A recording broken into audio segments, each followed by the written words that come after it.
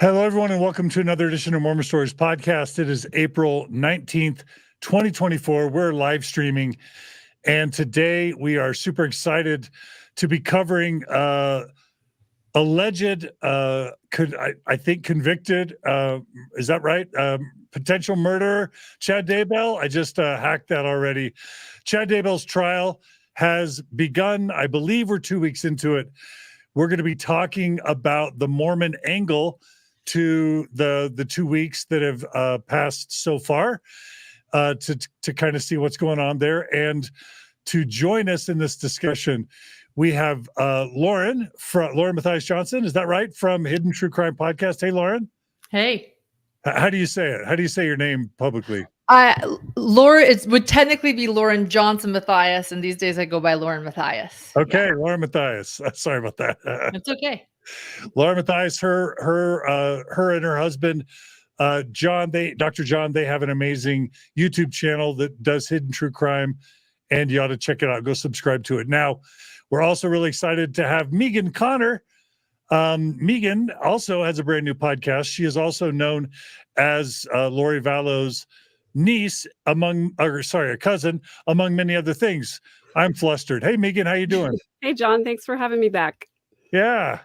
It's great to have you both. And we've had both of you on several times on Mormon Stories podcast before, not just talking about Chad Daybell and Lori Vallow. Lauren, we haven't had you tell your story yet, so maybe we're going to do that someday. Is that right? Yeah, I think so. We're talking. And Megan, we've had you on to tell your story, right? Yes, I was with you almost exactly a year ago. Yeah, that's amazing. And sometimes our friend Mindy joins us. Today's episode was brought to you by Gerardo. He wasn't able to join us today, but we've covered a lot so far, so go back and check our archive for those episodes. All right, so to begin, I think we want to welcome our live stream audiences. Megan, did you tell people about your new channel? Do you want to mention it really quick? Sure. Yeah. My podcast is called The Midlife Revolution, and it's starting to premiere on YouTube. The first episode came out on Tuesday night, and it's available anywhere you get your podcasts. But my YouTube channel is at @3rd_verse. That's all my Instagram, TikTok, all my social media handles are at @3rd_verse. All right.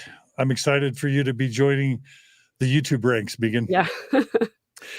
All right, so let's begin. Let's just assume there's some people let's just spend a minute or two with a little bit of background and kind of any background on the trial that we should be providing before we jump into the video.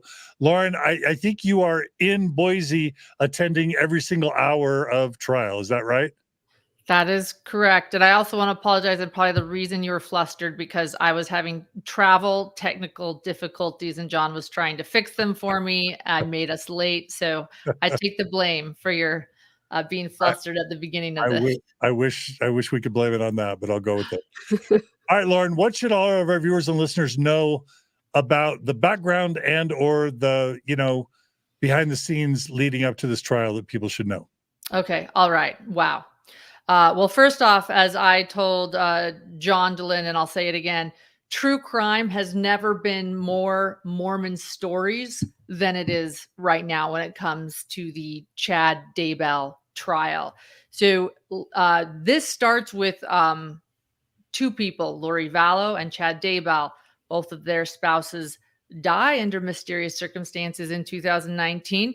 Not so mysterious anymore. Lori Vallow has now been charged in her husband's death, and both of them have been charged in Chad's wife's death. Then the two lovebirds get married, and Lori Vallow's children mysteriously disappear. They are found in June of 2020 in Chad Daybell's yard. Their remains. Both JJ, 7-year-old JJ Vallow, and 16-year-old Tylee Ryan, brother and sister Lori Vallow, Daybell's children. It's a heartbreaking, terrible scene. Fast forward to last year.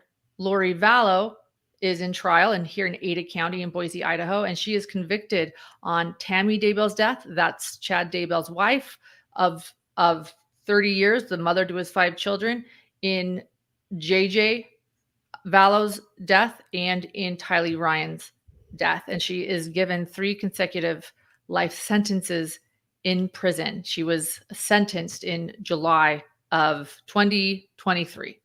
And now here we are a year later, and this is who was once her co-defendant. The trials have now been split, and Chad Daybell faces the death penalty in these 3 deaths. There's also, just to remind people, another death, Charles Vallow in Arizona, but this is Idaho. So right now we are covering the 3 murders that happened in Idaho. So may justice be served. And here we are. Chad Daybell is in day 7 today of his trial that they expect to last possibly 10 weeks. That's what they told the jury during jury selection.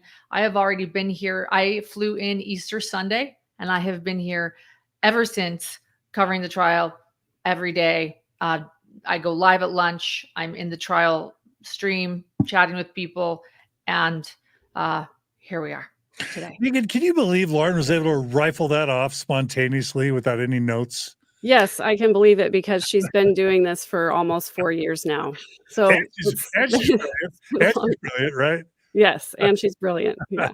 Megan, is there anything you would add to Lauren's amazing intro, just from your point of view? I mean, really just that it's been a saga that started in 2019 when I first saw the Facebook post that Lori's husband, Charles, had been shot. And it was shocking and horrifying. And what's sad about it is that it's divided our family. It's changed all of the family members. One of the people that interviewed me made the comment that murderers kill their families too. And there definitely have been the death of a lot of relationships because of how this has all happened. And it's just been it's been a hard journey, but I've tried to make the most of it by talking about the toxic family dynamics that lead to these kinds of tragedies, and by trying to help people recognize those dynamics and find healthier ways to relate with each other in families. Love it. Love it. Thank you, Megan. Lauren, what about the main characters or actors in this trial? And anything we want to say about the Mormonness of this trial for the Never Mormons who are joining us today? Oh yeah, I left out a big piece. I was given the basics, and I left out one of the major parts in any crime, which is the motive. In this case, there are many, but there are some very unusual and unique ones, and that is where the Mormon or LDS faith comes in. So when it comes to this case, and then I'll jump to the trial, but just in general, we have 2 co-defendants who claim that the children and the spouses that died were zombies, that they were inhabited by evil spirits with names, and like Ned and Viola and Hillary, and they were killed to release the body or release the evil spirit from the body, and then the body died. You have people that believe in portals in their closets that they hang out in to see each other in different states, and you have people that are believing in past lives, or what they call multiple probations, and that they were tight with Jesus Christ in their past life and lovers in past lives. You have an entire community of preppers online and in person meeting at conferences that believe these beliefs that are coming into play, that preach these things. And you have every single thing that I just shared with you here in trial happening with witness testimony, plus more, plus the idea that Chad Daybell's defense might be an attempt to protect the LDS Church. So that's when I texted John. I'm like, it doesn't get more. True crime has never been more Mormon stories than this. And it's heartbreaking. And that's why I'm here. And I know that I crack jokes because dark humor gets me through, but it is beyond just belief to any regular human being. And it's something that I've been trying to tackle for 4 years, because I don't know how we got here. And I've been trying to figure it out for 4.5 years now. Love it. And if I can just add my view on kind of some aspects of the Mormon angle, it's probably obvious to everyone that both Chad and Lori are, at the time of the murders, were active, faithful members of the Church of Jesus Christ of Latter-day Saints in good standing. Y'all please interrupt me if I'm wrong. They were in good standing. As I understand it, they had temple recommends, which shows sort of the highest level of Mormon church sort of participation. They believed in God. They believed in Jesus Christ. So they were Christians. They believed in the Book of Mormon. They believed in the prophet Joseph Smith. And there's so many aspects. They believed like many, let's just say fundamentalist Christians or evangelical Christians, they believe in the second coming of Jesus, that it's soon. That's a very core belief. Latter-day Saints in the Church of Jesus Christ Latter-day Saints means Jesus is coming soon. That's why the prepper movement is so strong within the Mormon church. They believe in spirits, that spirits come in and out of bodies, that evil spirits can come in and out of bodies. That's mainstream Orthodox Mormonism. They believe in demonic possession, which means that evil demons are all around us and they can come in our bodies at any time. That's core Orthodox Mormon doctrine. That's in Mormon scriptures. That's in Mormon teachings, and that's also just in Christian teachings. They believe in the Holy Ghost, and that if you listen to God and Jesus and the Holy Ghost, the feelings and the thoughts that come into your brain can be from God and Jesus or from Satan. But if Chad's inspired and he's acting in a prophetic role with Lori, it's partly because he's been taught that his thoughts and feelings come from God, come from the Holy Ghost, and are revelations from God and Jesus. And I think that's a big part of this. They believe in the ability to communicate with spirits who have passed on. That's very core Orthodox Mormon doctrine. Joseph Smith received angelic visitations, spoke with angels, etc. That's all core Mormon doctrine. They believe in patriarchal blessings, which is the ability to receive a priesthood blessing and then be told what you're supposed to do by the person whose hands are laid upon your head, who has the priesthood. That's something that's, I think, is going to show up in today's episode. There are just so many, what a lot of people are, always debating over how Mormon are Chad and Lori. And what I like to say is every spiritual or religious or supernatural teaching they have is either core Orthodox Mormon doctrine or like built on core tenets of Mormon doctrine, and then one step further. So this idea of zombies may sound not Mormon at all, but it is, because basically what it means is the person, their body, they were alive, somehow this evil spirit or demonic spirit possessed them, which is all Orthodox Mormonism. And then the twist they add is that must have kicked out their base core spirit.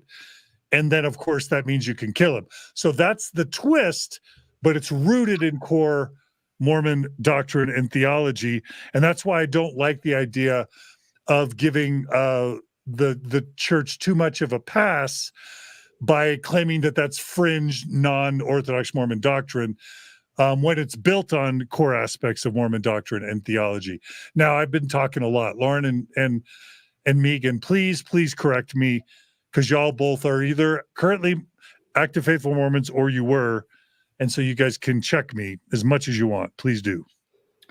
Well, the defense would love you right now, because that's exactly what John Pryor is trying to argue in there. And I think it takes away from the fact that what the prosecution is trying to argue and show with their witnesses is that Chad Daybell, he created this belief system.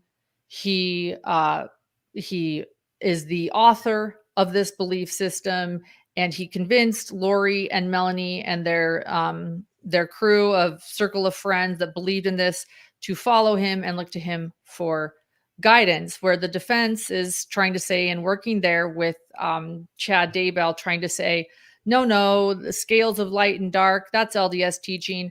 I want to give my perspective. I agree with what you're saying, John, that what you said, words are important. What you said is true, that evil spirits possessing by core Orthodox Mormon teachings, and then them taking it a step or two further. I would say maybe a couple steps further. And I would also say it might be core Christian beliefs. It was Christ that cast out evil spirits from people.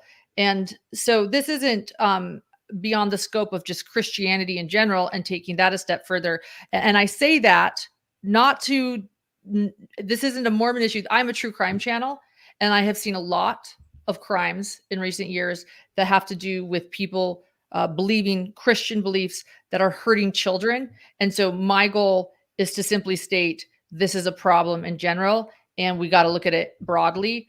A little girl in California who dies in an exorcism at a church, and on. That's just one example. A surfer teacher, Matthew Coleman, who took his children, believing that they were zombies over the border in Mexico and slaughtered them. So I just want to state that, yes, these are people that have strong religious beliefs, whether Christian, evangelical, Mormon, and taking it a step further.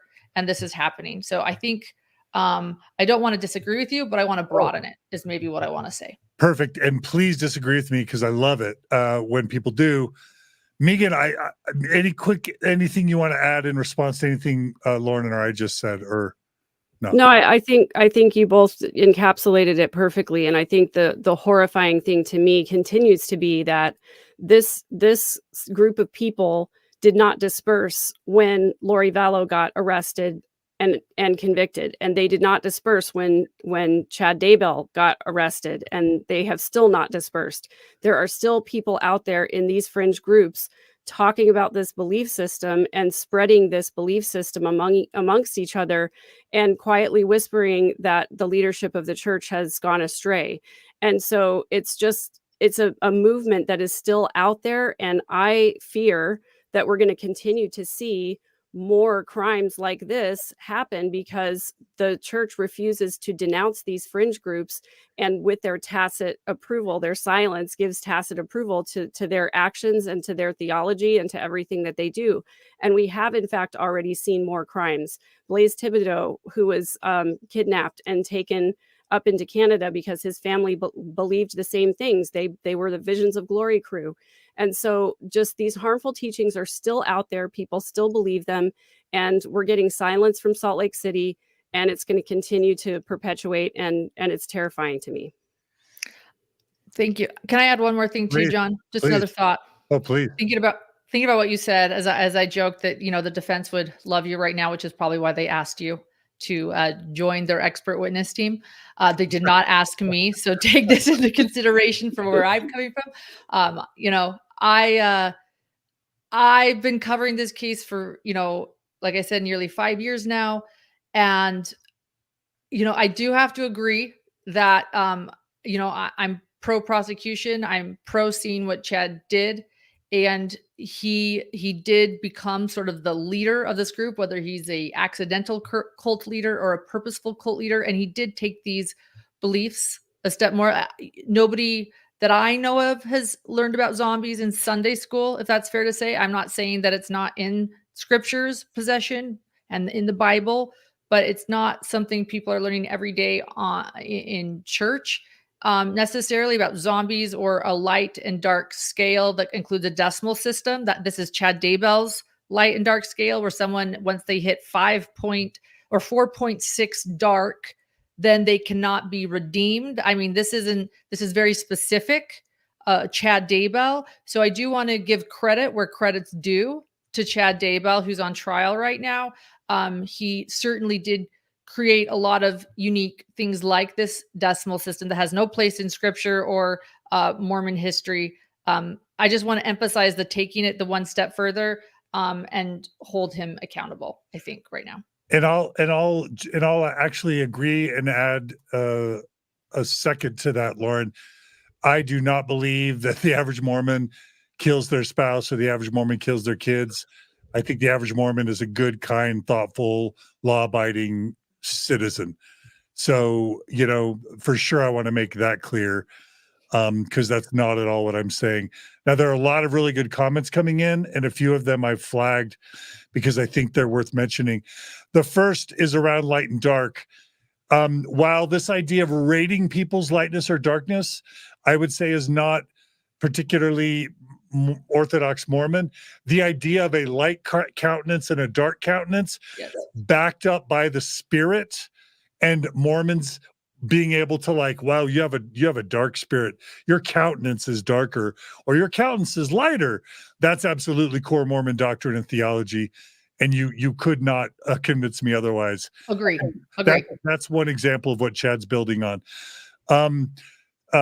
Killa Queen B writes, Visions of Glory needs to be disowned by the LDS Church.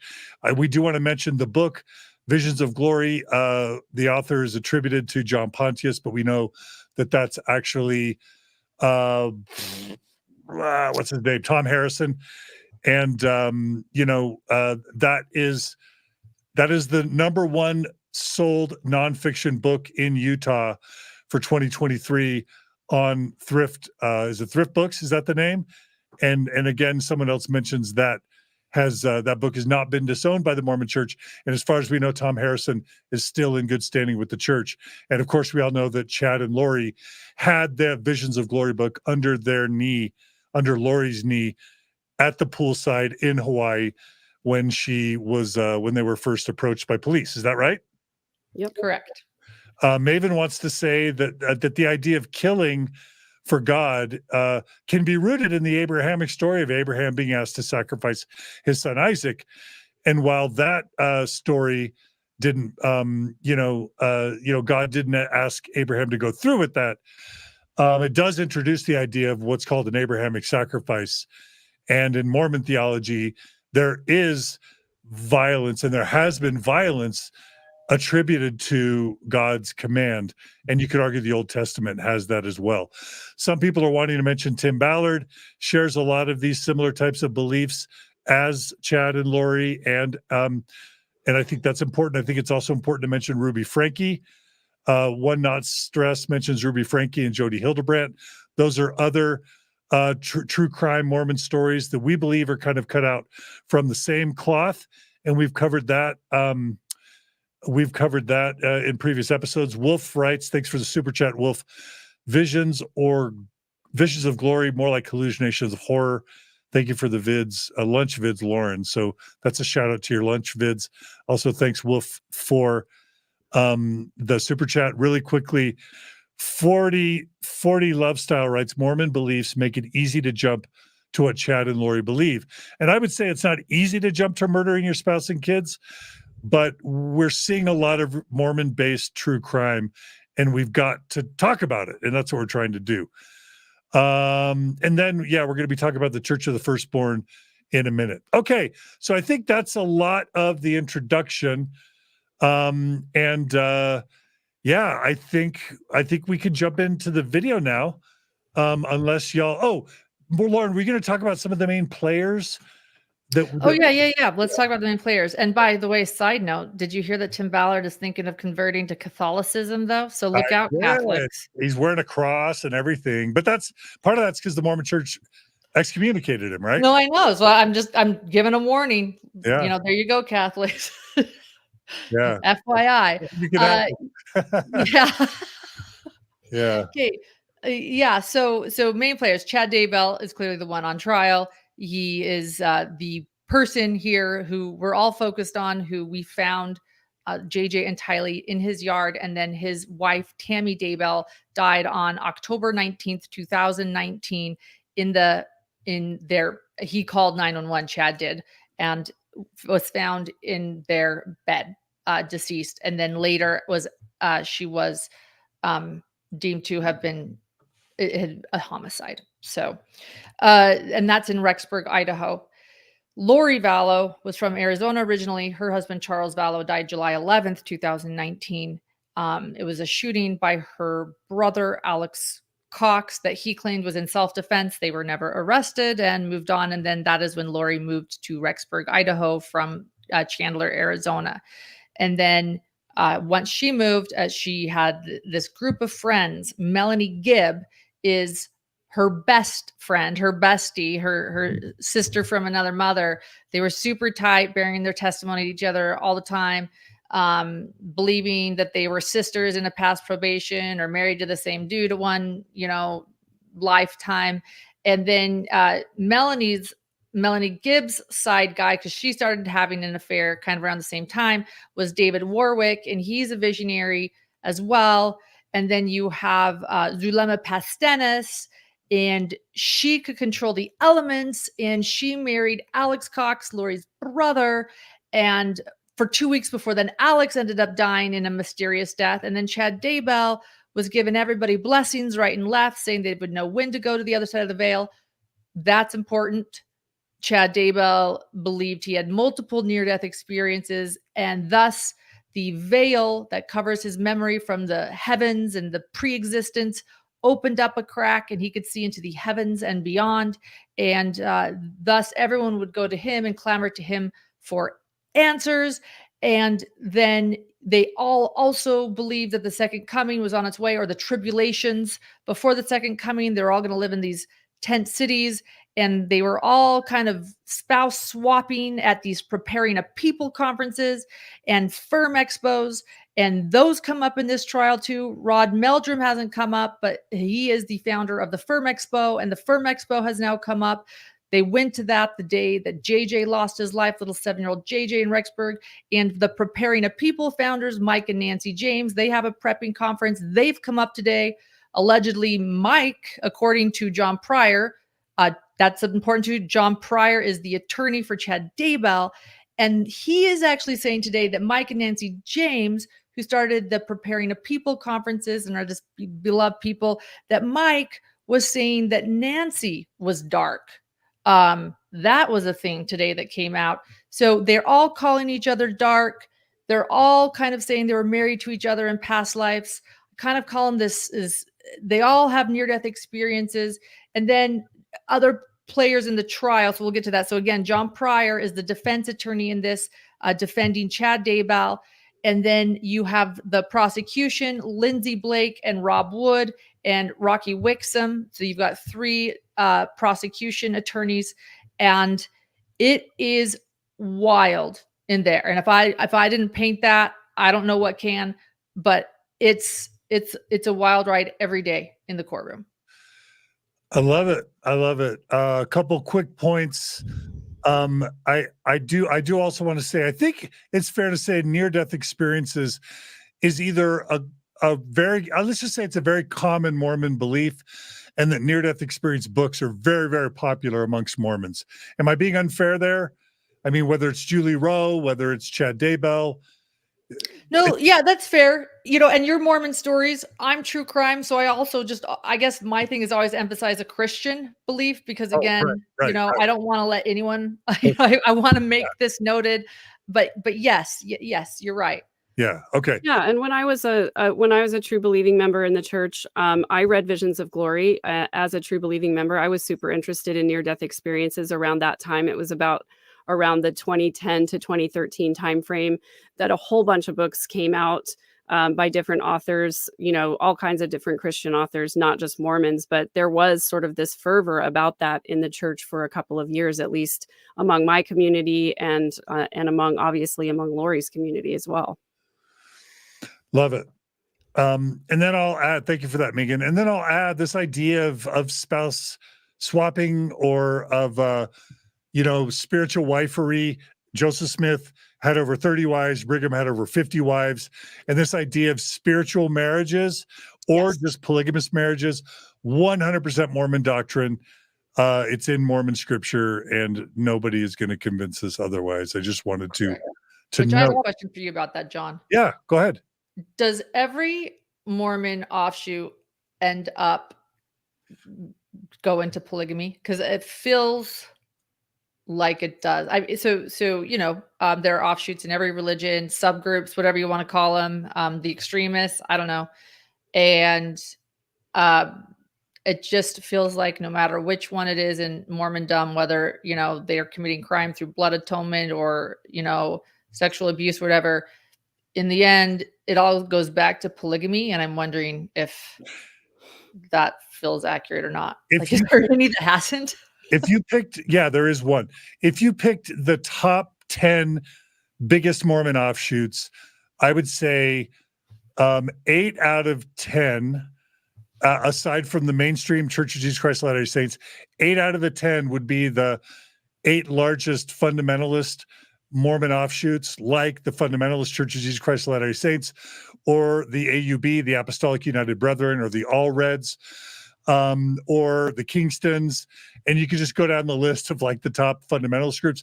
They're all literally polygamist groups, because they were started after the Mormon Church stopped practicing polygamy in the early 1900s. And they're like, wait a minute, the prophets taught, it's in our scriptures, the prophets taught it was required for salvation.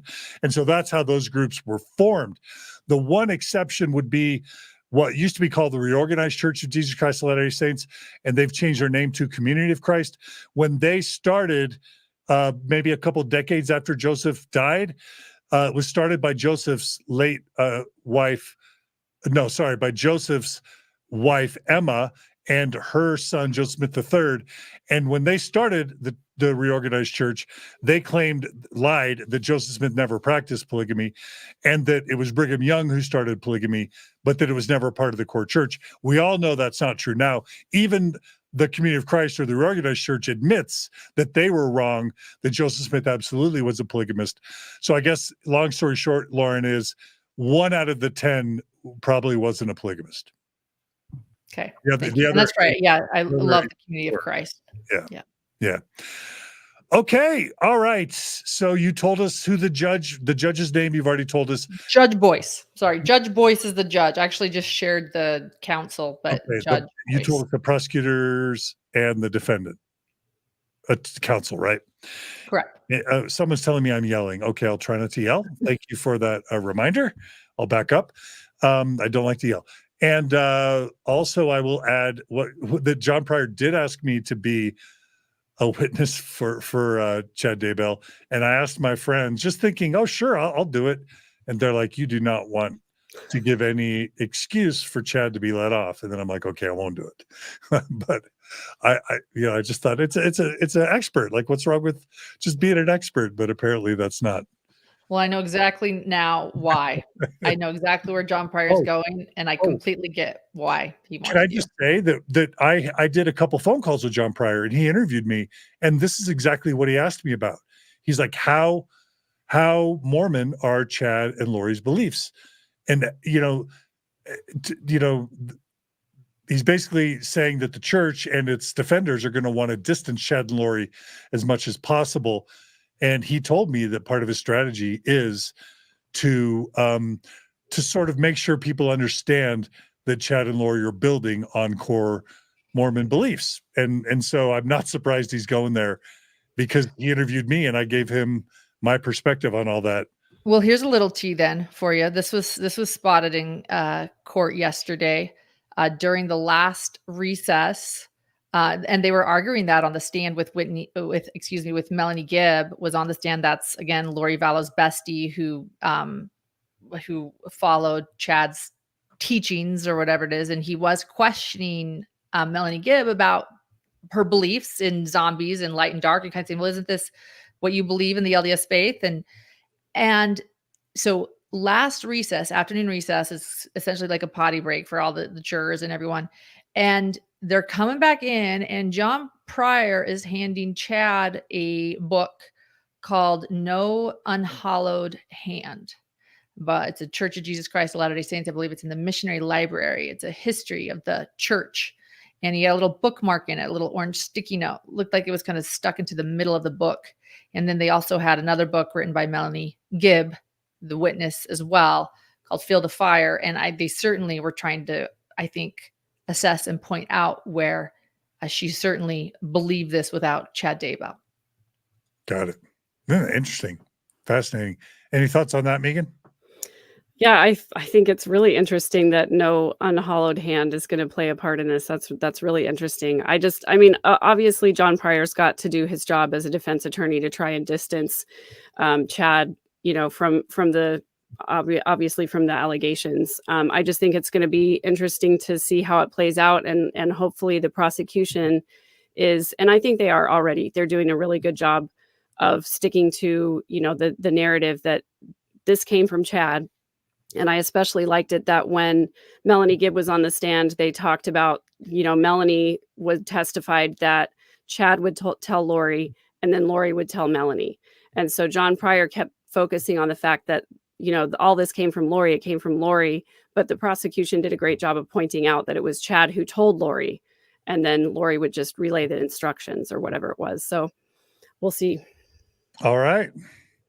Well, it's time to jump to the slides. So we've gathered several clips some from Lauren, some from Megan, and Gerardo put some together as well. I've seen none of these, so I'm going to be viewing these for the very first time, and I'm going to be reacting authentically. John Dehlin reacts. Yeah, John Dehlin reacts. So let's go ahead and roll the first video, and the title of it, Gerardo prepared some speaking notes. John Pryor presents Chad's defense, and then Gerardo writes, blame it on Lori. So that's how Gerardo titled this first clip. So let's roll the clip. Obviously, we have a situation where someone who's 29 years old, Chad Daybell, 29 years of marriage with Tammy Daybell, no discernible issues in his life. And then Lori Vallow comes in the picture, Miss Texas, with her testimony about this beautiful, vivacious woman, very sexual person, and very manipulative. And she knows how to get what she wants. And she drew Chad Daybell into a relationship, and an unfortunate relationship, that Chad fell into. After that, things started rolling, and issues started happening, but eventually, yes, there was a murder, and there was a burial. And you've heard discussion about the backyard of Chad Daybell. Well, we have a 4.5-acre farm in Fremont County, Idaho. And you'll hear testimony that the body of J.J. Vallow was discovered behind an irrigation pond and a tree out in the pasture. All right. Well, I'll let each of you give initial reactions. Lauren, why don't you go first on that one? I've got some questions, but why don't you start? Yeah. Well, I'll start by making you proud, John. This is a very Mormon defense. Tell us why. I think I know what you said. This is blaming it. This is purity culture 101. And this is the woman's fault. She was sexy. She was Mrs. Texas, or competing in Mrs. Texas. She was a very sexual being. I think he kept saying that, she liked sex. I mean, this is essentially, this is what we would call today slut shaming. And really, Chad had no control over this vixen who came into his life, and he had no choice left but to just bury 2 children in his pasture. And then, of course, I want to point out the humor in how he's sort of setting this narrative of Chad having this vast landscape. He refers to an irrigation ditch, and by the pasture, almost like he's a farmer out plowing the fields. No, just so you know, this is a place where he could see both burial sites from his kitchen and his bedroom window. But I think we also see what he's attempting to do there, imply that Chad could have no idea that 2 children were burnt and dismembered and buried in his yard. Yeah. I mean, sometimes we laugh at this stuff, but it's obviously not funny. In terms of and Megan, I want to get you in on this as well. In terms of the evidence that we have, and I guess we're going to play it, but is there good evidence that Chad was an instigator, or even maybe more of an instigator than Lori? What's either of your analysis of what the evidence you've reviewed so far seems to convey in terms of like who was, pursuing who and who was manipulating you? Megan, I'll let you answer, and then I'll come back to you, Lauren. Yeah, when we get to the text message portion of the trial, it's pretty undeniable that Chad was, as they say, driving the bus on this one. He was the one relaying the dark percentages. Lori was the one asking him, how dark are they now? Sort of conveying some impatience that Tammy wasn't dark enough yet. And, Chad was the one who was relaying all of that information. So to me, that's really the main thing that proves more than anything that he was the one who was really directing everybody, all the parties involved, as to what their role was and what they should be doing. I also think the patriarchal blessing that he gives to Alex is a huge indicator of that, because I know that John Pryor is going to try to say that Alex acted on his own. In fact, he's already implied that. He implied it a little bit in his opening statement, where he said that, Alex was Lori's protector, and he had a past history of protecting his sister, and that's what he was doing in this case, and that Chad should be afraid for his life, and essentially, so he's going to try to throw it all on Alex. But when Chad gives his patriarchal blessing to Alex, it's very clear that Chad is telling him what to do, and Chad is the one giving him instructions. So I think there is compelling evidence. I love it. And Lauren, I'll let you close this slide out, but I will just agree that whether it's the Mormon temple ceremony that's got Eve tempting Adam with the apple, or just lived everyday experience, where so often women, and historically Mormon women, have experienced church discipline for some sort of inappropriate sexual relationships where men somehow inexplicably got off the hook. Or just the idea of Mormon modesty culture, where women have to dress modestly. Mormon women have to dress modestly because they're the ones that tempt men, and it's women's job to police the morality of a young man or of a man. That's all very, very Mormon. Lauren, we'll give you the last word before we jump to the next slide. Yeah. There are 3 Lori Vallow jurors that I've now become close to. In other words, three people who did their civic duty last year and ended up having to listen to weeks and weeks of Lori Vallow's entire trial, sat there and had to decide her fate. They're now fully invested, and I watched them from afar last year. I watched them with tears in their eyes as they looked at autopsy photos of these children. So they're invested in justice, and they're sitting there now every day in Chad's trial as just public. And I've asked each of them if they had to, during that trial, convict Chad, would they have, with the evidence they saw at Lori's trial? And they have all said yes, absolutely. They see him as the evidence against Lori just as equally damning against Chad. And it seems pretty clear to me, and has always been very clear to me, that Chad was, that again, this is Chad Daybell's belief system, that he is the one that created the light and dark scale, which is what each person had to fall dark on before they were murdered. Thank you. Love it. And I'll just clear the record on one thing too. Lori was not Miss Texas. She competed in the Mrs. Texas pageant. And I think it's just an example of John Pryor taking a little snippet of information and stretching it to fit his narrative, right? Making Lori out to be way worse than she was in some cases, way better than she was in some cases, all in an effort, because she's already been convicted, to try and distance Chad from everything that happened. Makes sense. All right. Y'all are giving such great perspective, and we're loving the comments coming in. Please do like this episode.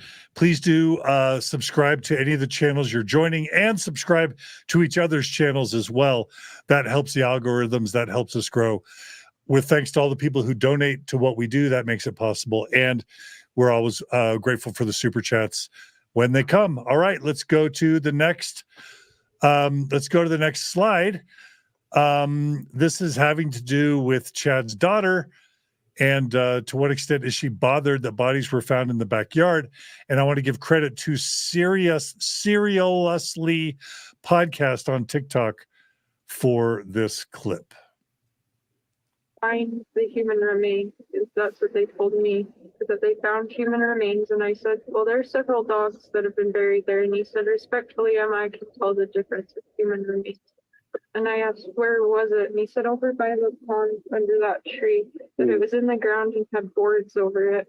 And I can see in your face that surprised you. That he told me that what they're looking at is that they found one body with the probable cause. There's likely two. So I asked, are you going to search the property forever until it's found? And he said, well, no, but we're going to look. And he said, because I said, what about, this is the home for my siblings and there's a baby. And he said, if you're not able to get back in tonight, we'll hook them up with a hotel. Is Emma part of Chad's cult? Why is she not screaming from the rooftops, why would human remains be found in your backyard? It is so bizarre to me. She just brushes it off like it's no big deal. And she's acting like it's inconceivable for the police to be on the property while they search for Tylee's remains. She's crying to her dad, talking about money, about finances, about Chad's mortgage. Like, make it make sense. Wow. All right, Megan, let's let you respond first if you've got anything you want to share in response to that video. Yeah, it's deeply disturbing. And I think that the answer to this, and this is actually it was Lauren's explanation, but she and I have talked about this, is that Chad is a very controlling person, and he very likely prepared his children with a narrative that was going to make sense prior to the remains being found. We know that he sent a text to Tammy telling Tammy that he had shot and buried a raccoon on the property on the day actually that one of the children was buried. And so he sort of sets up these stories in advance so that when the truth comes out, he has something plausible to fall back on.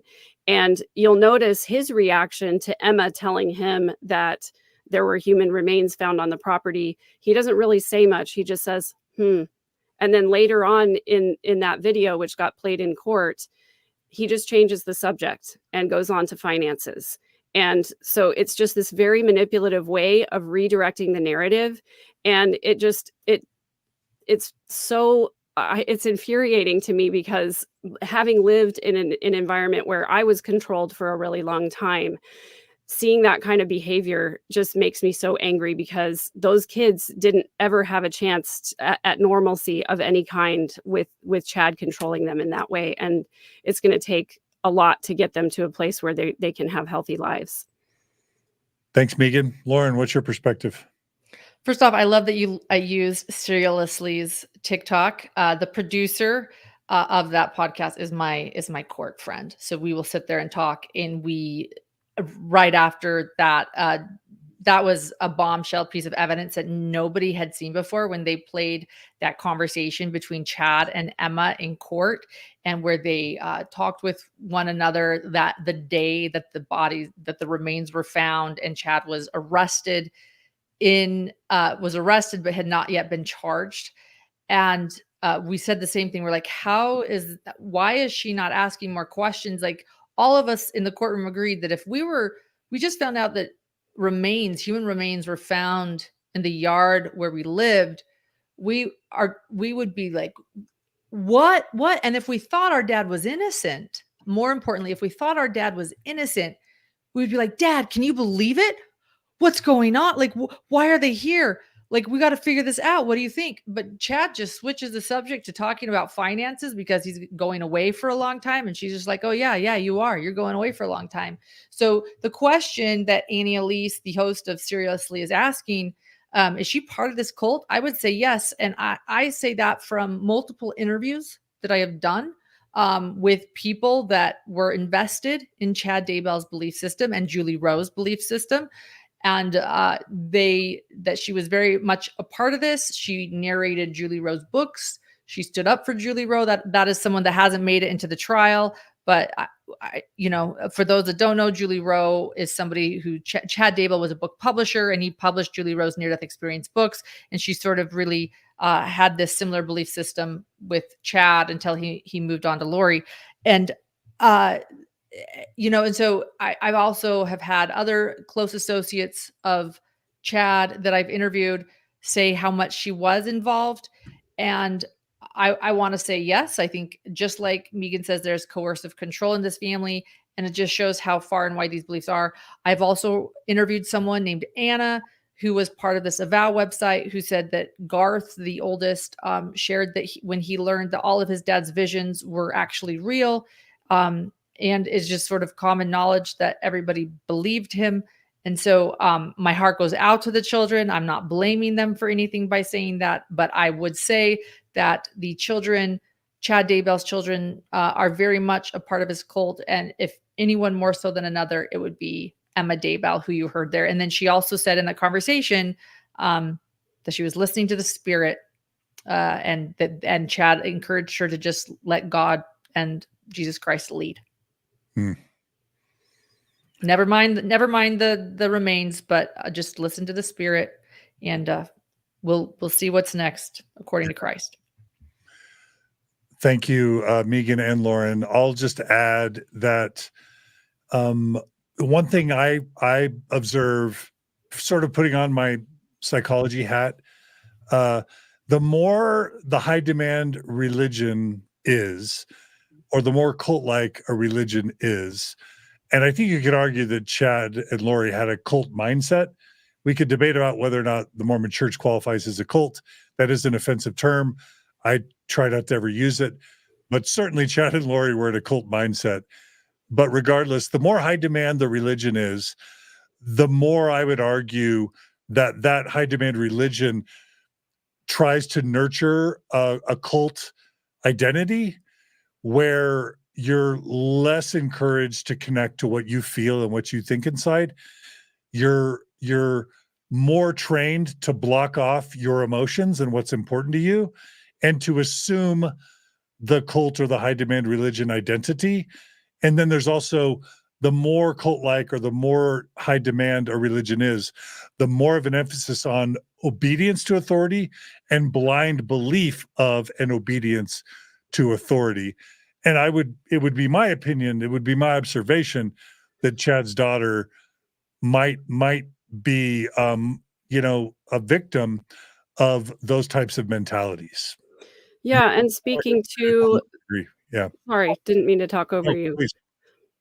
Speaking to the patriarchy of the Mormon Church and Mormon families in general, and speaking from the experience of having to do this myself, it's so incredibly difficult to get to the place where you can accept that someone in your family has done something this horrible.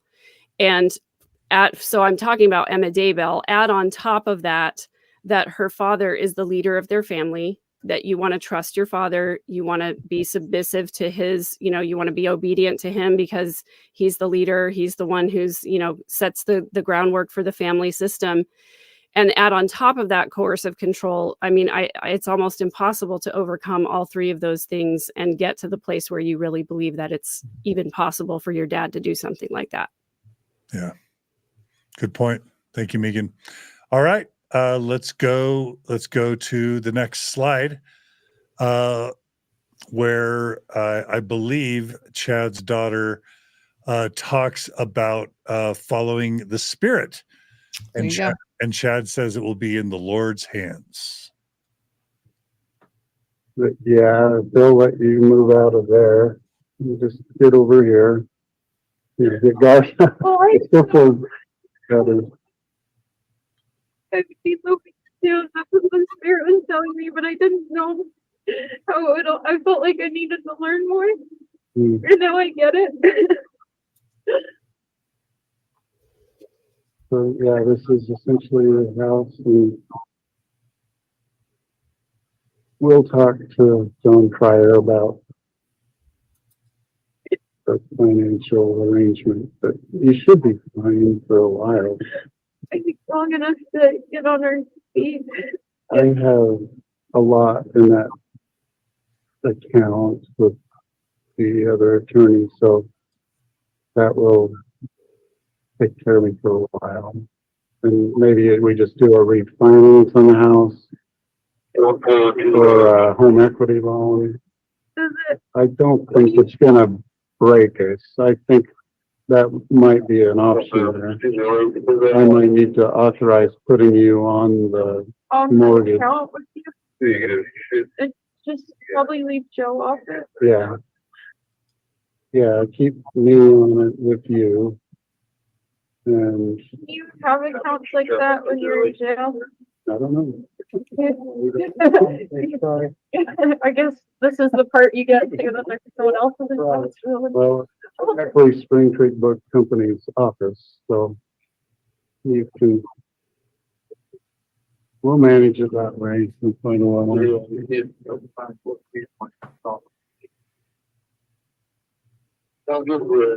And you have you can send things through Amazon to the jail? Yeah. So like I couldn't send you a package, but Amazon, if I ordered it through there, it could get to you. Yeah.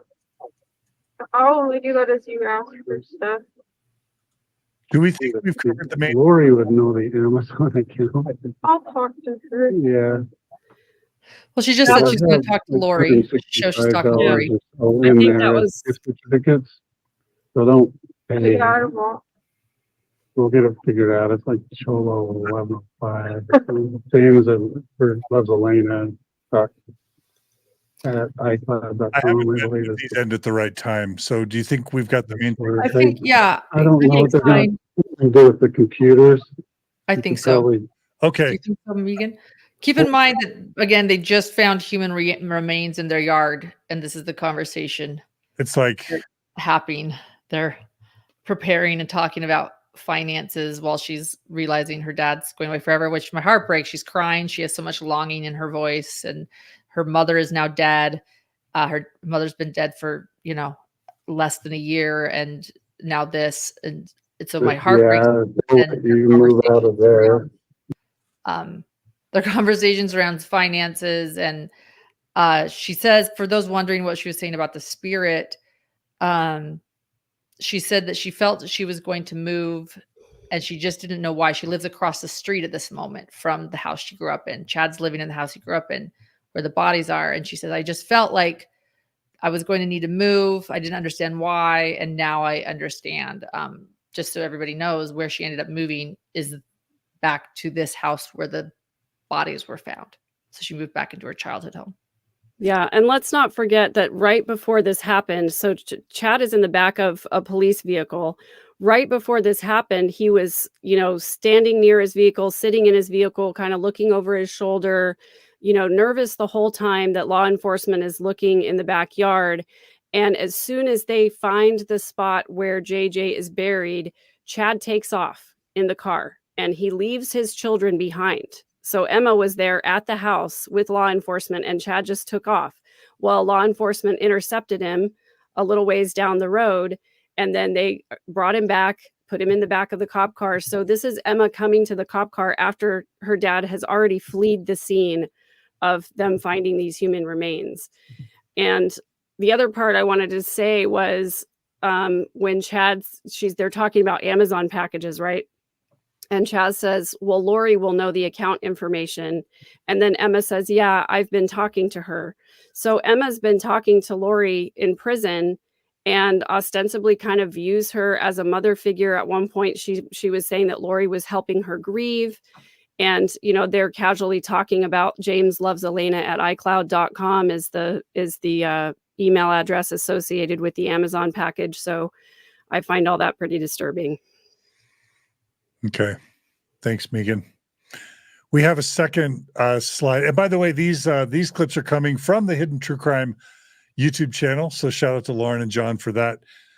Megan, there's a second similar slide that's that's shorter. Yeah. You want to set this one up, or should we just play it? Yeah, it's pretty quick. Just go ahead and play it. Okay. All right.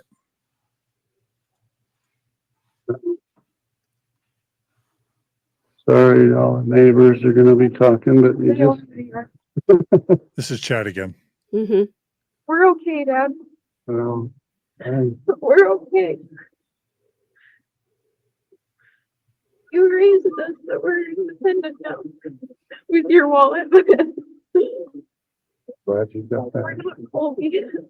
Right. So yeah, get that money out of there. Probably just put it in your own personal account That's good, John. rather than have the cash laying around. I'm just going to note, I'll just make it an observation. He's kind of got this voice that I would identify as kind of this Mormon patriarch, almost patriarchal voice that's kind of flat and kind of monotone. And it's not, that's not my dad, but moving to Utah, I don't know, there's a strand of kind of Orthodox Mormonism in Utah, Idaho, maybe Arizona, that's got kind of that flat kind of like, go to the store, get the wallet. Like the daughter's crying and he's like, yep, it's a little bit country.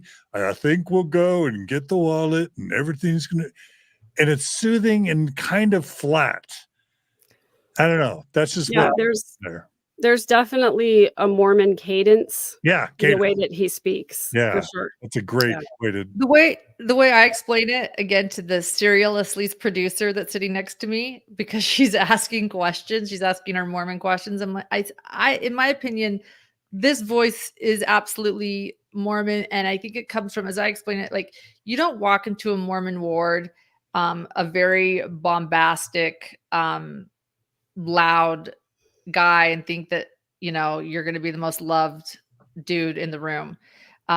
Maybe in some cultures, but not in Mormonism. They value men who are meek and humble and uh, rule with a soft voice. And I do think it's cultural. And I think that because that's what's valued, when you have someone that might, for example, be a personality disorder or narcissistic, you're going to get less bombastic and more covert in the LDS faith, because those are the people that really shine in their wards and their neighborhoods and villages, and people trust them and think they're men of God. And that's why you see the same voice with Warren Jeffs and Chad Daybell. They're not the loud, booming preacher voices. There's a different value system when it comes to Mormonism, and it's not. Anyway, those are my thoughts. Yeah, we're getting a lot of good comments coming in. I'll just read a few of them. So Fun to Ski writes, "Stay sweet," and that's a reference to Warren Jeffs and the way he used to sort of in a monotone, drony voice keep his polygamous wives under control. I think he had "Stay sweet" written on his shoes, and he put his shoes up on the desk, and they would say "Stay sweet," and that's how he would keep his polygamous wives in line if they were complaining. Somebody is saying that Kevin Frake's voice is similar. I'm not sure if that's true. That's just what someone believes. Scrambled Egg writes, "It's hypnotic." Somebody makes the joke, instead of monotone, that Kelly J writes, "It's Mormon tone." I don't think I have a voice like that. I feel very Mormon. So I'll say I don't think everyone's that way. Xanax voice, flat affect. Honey Bee writes, "I live in Utah, and I definitely agree with John. That Mormon voice is undeniable." And again, we've got to vote for Warren Jeff's voice. You might not have that voice completely, but What? here's my but. What? But Oh. you were also not aiming or eyeing maybe a climb in leadership, or putting all of your stock in. I mean, maybe you were. Correct me if I'm wrong. Putting all your stock in maybe moving up the ranks, or really trying to highlight that you were the best Mormon dude out there. But there are some cultural things I think I see with you, John, too, where you you're very understanding, you're listening. I really think, I am married to a non-Mormon man who grew up in Chicago, so everything's new to him. Okay, so maybe that's where I'm coming from. And I grew up with 4 brothers, and So Kale Conley, SL Conley writes, "You have hints, John." you do have hints. You do. You I do. got called out. Oh, it's good. You do. tracks. You don't That have the tracks. general conference voice, but again, you're not trying to talk like you're listening to the spirit and you're the most righteous person in the room. And if you are that guy and you're trying to really be a gatherer of the 144,000, you're not going to do that again with an iron fist. The iron fist is hidden under the covert, soft spoken voice. But again, you don't walk into a Mormon ward with a loud, booming voice and think you're going to. It's reverence. It's about reverence and meekness and humility. That is the culture. It's not the loud preacher and the rock music. It's soft hymns, and that's Mormonism. And there's a scripture in the Doctrine and Covenants. Yes, women are, put on a pedestal, and men are told that if you are not meek and humble, and amen to the priesthood and the authority of that man, and that's their threat. So get in line and use your general conference voice if you want to move up the ranks. Yeah, There's my and tip for all you no Mormon men listening. there's no loud laughter allowed. And I actually had a bishop. He was one of my favorite bishops for a long time, who was that loud, boisterous personality, and he got told pretty often by his higher ups that he needed to calm that down. Yeah. Well, there is, the temple denunciation of loud laughter and evil speaking, Yeah. of the Lord's anointed. Ali, who says, John, I bet if you started praying, you'd fall into meek Mormon man voice. That's probably true. And I will say, I was, my dad's from Salt Lake and my mom's from Idaho. So it's got to be in there. So I'll own it. My grandpa was a bishop in Pocatello, Idaho, and he had that soft-spoken voice. I loved it. It felt comforting to me too, I have to say, so, but it's a thing. It's definitely a thing. People do tell me that sometimes they listen to Mormon stories to help them fall asleep. So there you go. Yeah. I try not to feel offended by that. All right, let's go ahead and jump to the next slide. This has been fun. Now I feel self-conscious about my voice, and let's play the next clip. This is the introduction to the patriarchal blessing Chad gave to Alex, and the prosecution's detective is on the stand. So let's roll it. You listened to that blessing at some point. I did. And do you know who was giving the blessing?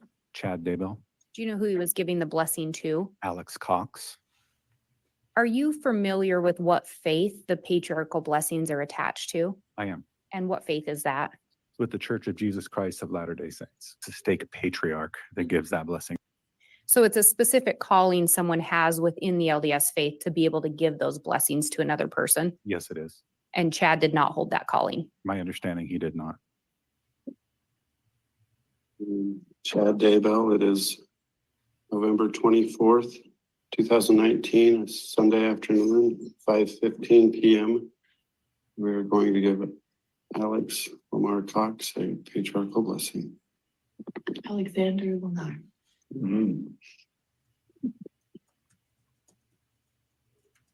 Alexander Lamar Cox.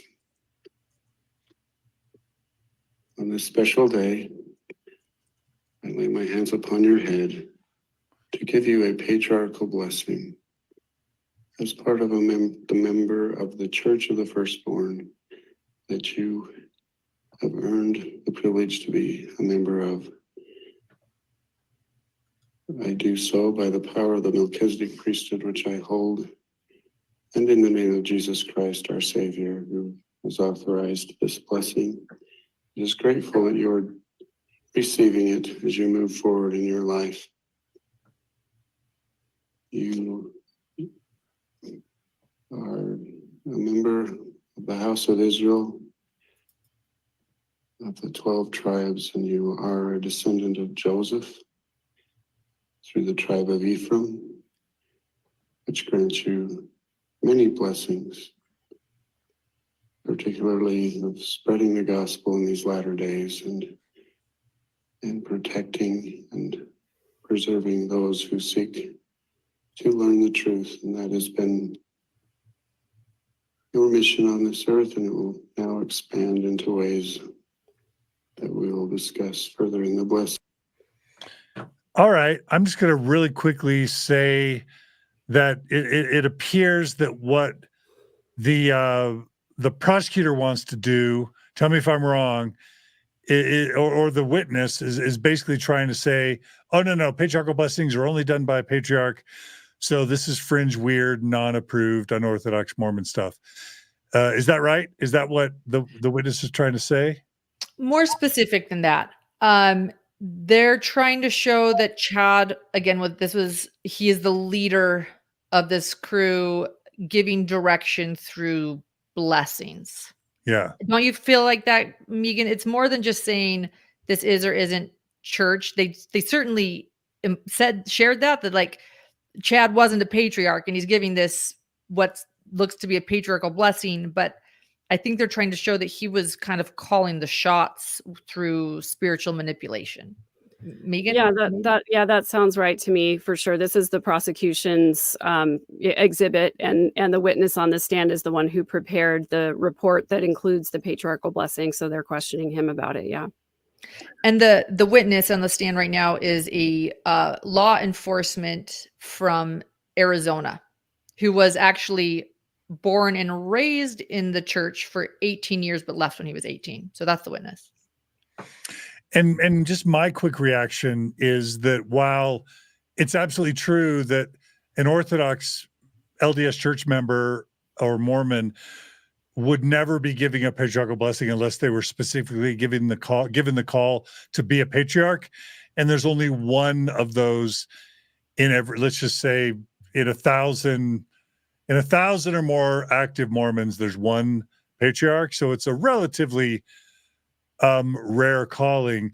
What Mormons do all the time, active faithful Mormon men specifically who have the priesthood, is they'll give priesthood blessings or father's blessings, where they absolutely would give an identical blessing, in the sense of the types of things they say, the voice they use, the hands on the head, the priesthood channeling of the Holy Ghost, and the channeling of what God supposedly is saying.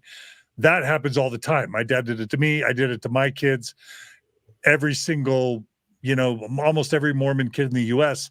before they go off to high school or college gets a father's blessing from their dad if he's active and faithful. And if a kid's sick, they'll get that blessing with the hands on the head, the priesthood blessing. So it's a step two away in the sense that it wasn't authorized. But then again, if Chad has been taught to feel that if the Holy Ghost tells him it's okay, and that's his feelings, it's okay, then what allows it is that he just believes he's following the Holy Ghost because those thoughts and feelings come into his mind. So it's only a step or two away. That's my argument. And y'all can disagree with me, or if you have different views, I want to hear it. Oh, no. Yeah. Here's a secret. I'll tell a secret. Only Mindy Caldwell knew this. So last year I was sitting at the Lori Vallow trial with Mindy Caldwell, who often hosts these Daybell episodes with us. And hi, Mindy. Hey, Mindy. And we were sitting next to each other and they played this blessing. And it was the first time anyone had heard it. We had read it in some evidence dumps, but never heard it. We didn't know they had a recording until this moment. And it's over 20 minutes when they play it in court. And it was absolutely chilling. It took my breath away because it did sound so authentic, like a blessing you would hear in church. And so I was totally immersed in it, feeling it, chills to my bone, like frightened. Like I'm not like thinking it was sweet. I was just like, I can't believe this. I feel sick. It was like this moment of realization, thinking Chad really believes this. I was just feeling every feeling. And then Chad says, in the name of Jesus Christ, after 20 minutes, Chad says, in the name of Jesus Christ, amen. And what did I do? I said, amen in the entire courtroom. And everybody turned around and looked at me, and I was mortified. I was like, I can't believe I just said that. Because it was just such a natural response to hearing this. And I wasn't even thinking it was happy or good, but I was just so into it. And everybody turned like, who just said amen? And some people might be like, I knew I heard that. I was just grateful it didn't get picked up on the microphone. But that's just how authentic it sounds that I said amen. Yeah, and true believing Mormons will say that, Chad is being blasphemous here because he does not hold the office of a patriarch. He has not been ordained to be a patriarch. And that's a special calling, a special designation that, you're given so that you have the special power to give patriarchal blessings to people. And the patriarchal blessing is supposed to be a guide for your life. It tells you sometimes, what your profession might be, or it hints at it, or it tells you whether or not you're going to have kids, and it tells you whether or not you're going to have struggles in your life or things like that. And it's this crazy thing because a lot of people make decisions, major life decisions based on what is in those patriarchal blessings. And so it can be, depending on who you get as your patriarch. But it's also really interesting that they have a lot of similarities to them. And you're not supposed to share your patriarchal blessing with anyone. They're supposed to be very private and very personal. You're supposed to just keep them to yourselves, and you're not supposed to really talk about them. Well, what we find out when people start talking about them is how similar they are. Yeah. The other thing I'll add is that I think about my faithful sister who's got an active faithful priesthood holding husband. Whenever she's having a really bad time in her life or really needs guidance or insight, she'll ask her husband to give her a priesthood blessing. He'll lay his hands on her head and he'll sound exactly like Chad sounds and tell her prophetic things, tell her what she ought to consider, maybe even point her in a certain direction, maybe even tell her what she should do. And I don't think my sister's alone. My sister's a very Orthodox and even somewhat progressive Mormon, I think, in many ways. So that felt very familiar to me. He just shouldn't have called it a patriarchal blessing. Right. Yeah. The other thing I just want to ask Lauren, do you remember the date of the welfare check on JJ? It was right before Thanksgiving, because then they raided the apartment right after, and that was Thanksgiving So weekend. I'm trying to remember if it was November 24th or November 26th, because the date of this patriarchal blessing is November 24th. And go ahead. No, you go ahead. Go ahead. I was just going to say, I spoke to Larry shortly after this was brought out in Lori's trial. And his comment to me was that patriarchal blessing was that man's last rites. Yeah, well, let's point this out too. Thank you for bringing that up. That could have been done the moment that they did the welfare check, and Chad had an oh shit moment. Excuse me, but I mean, he wouldn't call it that. Chad had a oh no, what does the spirit want from me now moment, and a fetch moment. Yeah, and so they knew that they were gonna. Chad and Lori were probably taken off to Hawaii. Because that's what they did before they came and raided the townhouse with search warrants right after the welfare check. And then I want to point out that 2 weeks after this blessing, it was December 13th, I believe. Correct me if I'm a day or two wrong. Alex died on December 12th, right? Yes, Tammy was exhumed. Tammy's body was exhumed on December 11th, and Alex died on December 12th. Okay, so take away my December 13th date. So December 11th is when Tammy Daybell's body is exhumed. So just a couple weeks after this blessing. And then Alex, the very next morning, calls Chad and Lori in Hawaii, receives a blessing from Chad over the phone, and then he dies. The day after Tammy Daybell's body is exhumed, which was essentially the beginning of a massive investigation across states, was they exhumed Tammy Daybell's body. Wouldn't you say, like, when they really amped up and were about to share with the world that 2 children were missing? Yeah, and it's in the patriarchal blessing, Chad tells Alex that you have already given us service that is invaluable, and then basically tells him that you'll know when it's time to go to the other side. Correct. Yeah, and that is the most important part of that blessing. Is, thank you for saying that, Megan, is Chad Daybell says to Alex, and he talks about his entire future and marriage, just like a patriarchal blessing would, and his future and who he's going to save and now and the hereafter. But he says, you're going to know when it's your time to go to the other side. 2 weeks later, I guess he knew. Yep. All right. Thanks, y'all. The next slide is sort of titled Prosecution Interrogating Investigator or Detective about Patriarchal Blessing and Church of the Firstborn. So this is the introduction of this teaching or belief of Chad and Lori's about the Church of the Firstborn. And then after this, we'll talk about whether that is in any way a Mormon doctrine or a fringe Mormon doctrine. So let's roll the tape.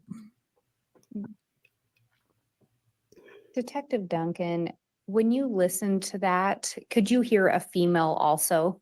Yes. Do you know who that female was? Judge, I'm going to object without some proper foundation. Sustain. Based on your investigation, did you ever hear the voices of any other individuals involved in this case? Yes, I did. Did you ever hear the voice of Lori Vallow? Yes, I did. Do you know, based on that, did you recognize the female voice within that blessing? I believe that voice to be Lori Vallow. In that blessing, were there certain things that stood out to you? There was a lot.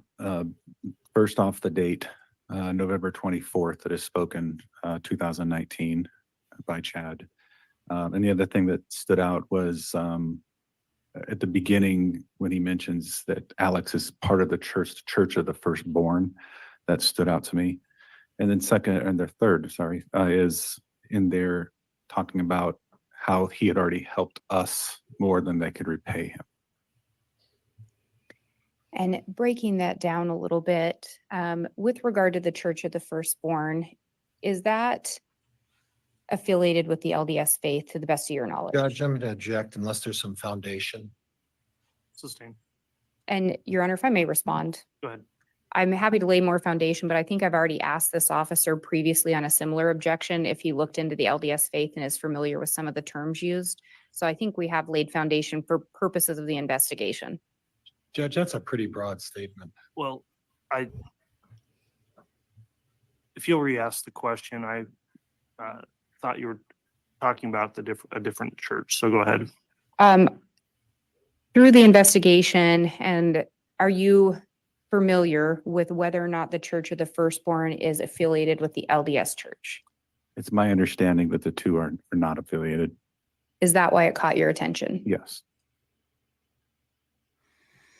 All right. Any y'all want to give context of what you know about the Church of the Firstborn and what the heck they're talking about here? Well, I do have some thoughts on the Church of the Firstborn. That in particular, I served my mission in Kirtland, Ohio. So church history and the Doctrine and Covenants. Majority of the Doctrine and Covenants is written in Kirtland, Ohio. I've actually oddly read the Doctrine and Covenants more than the Book of Mormon. I think it's kind of interesting. It's just because it's like written in the 1800s. And the Church of the Firstborn is written about a lot in the Doctrine and Covenants as Christ's church. What I was taught about it or understood that was that in essentially heaven, that you're not going to really need an earthly church anymore, and everyone will be part of the Church of the Firstborn, meaning everyone would be part of Christ's church. Christ is the firstborn. That's how I had always taken it personally until this Chad and Lori Daybell case. So there's my personal experience with it. It was something that actually, I had actually studied and thought about. And it to me was, one day there won't really be any churches. We'll just be part of Christ's church. That's what I thought it meant in the Doctrine and Covenants. All right. Megan, anything you want to add about Church of the Firstborn?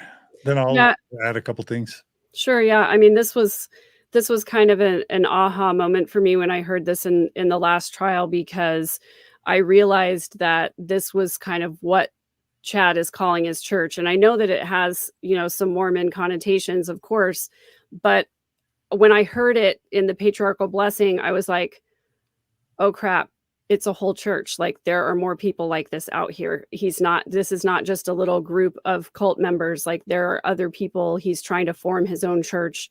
And it was just kind of shocking for me. I know that doesn't have to do with the Mormon theology of it, but.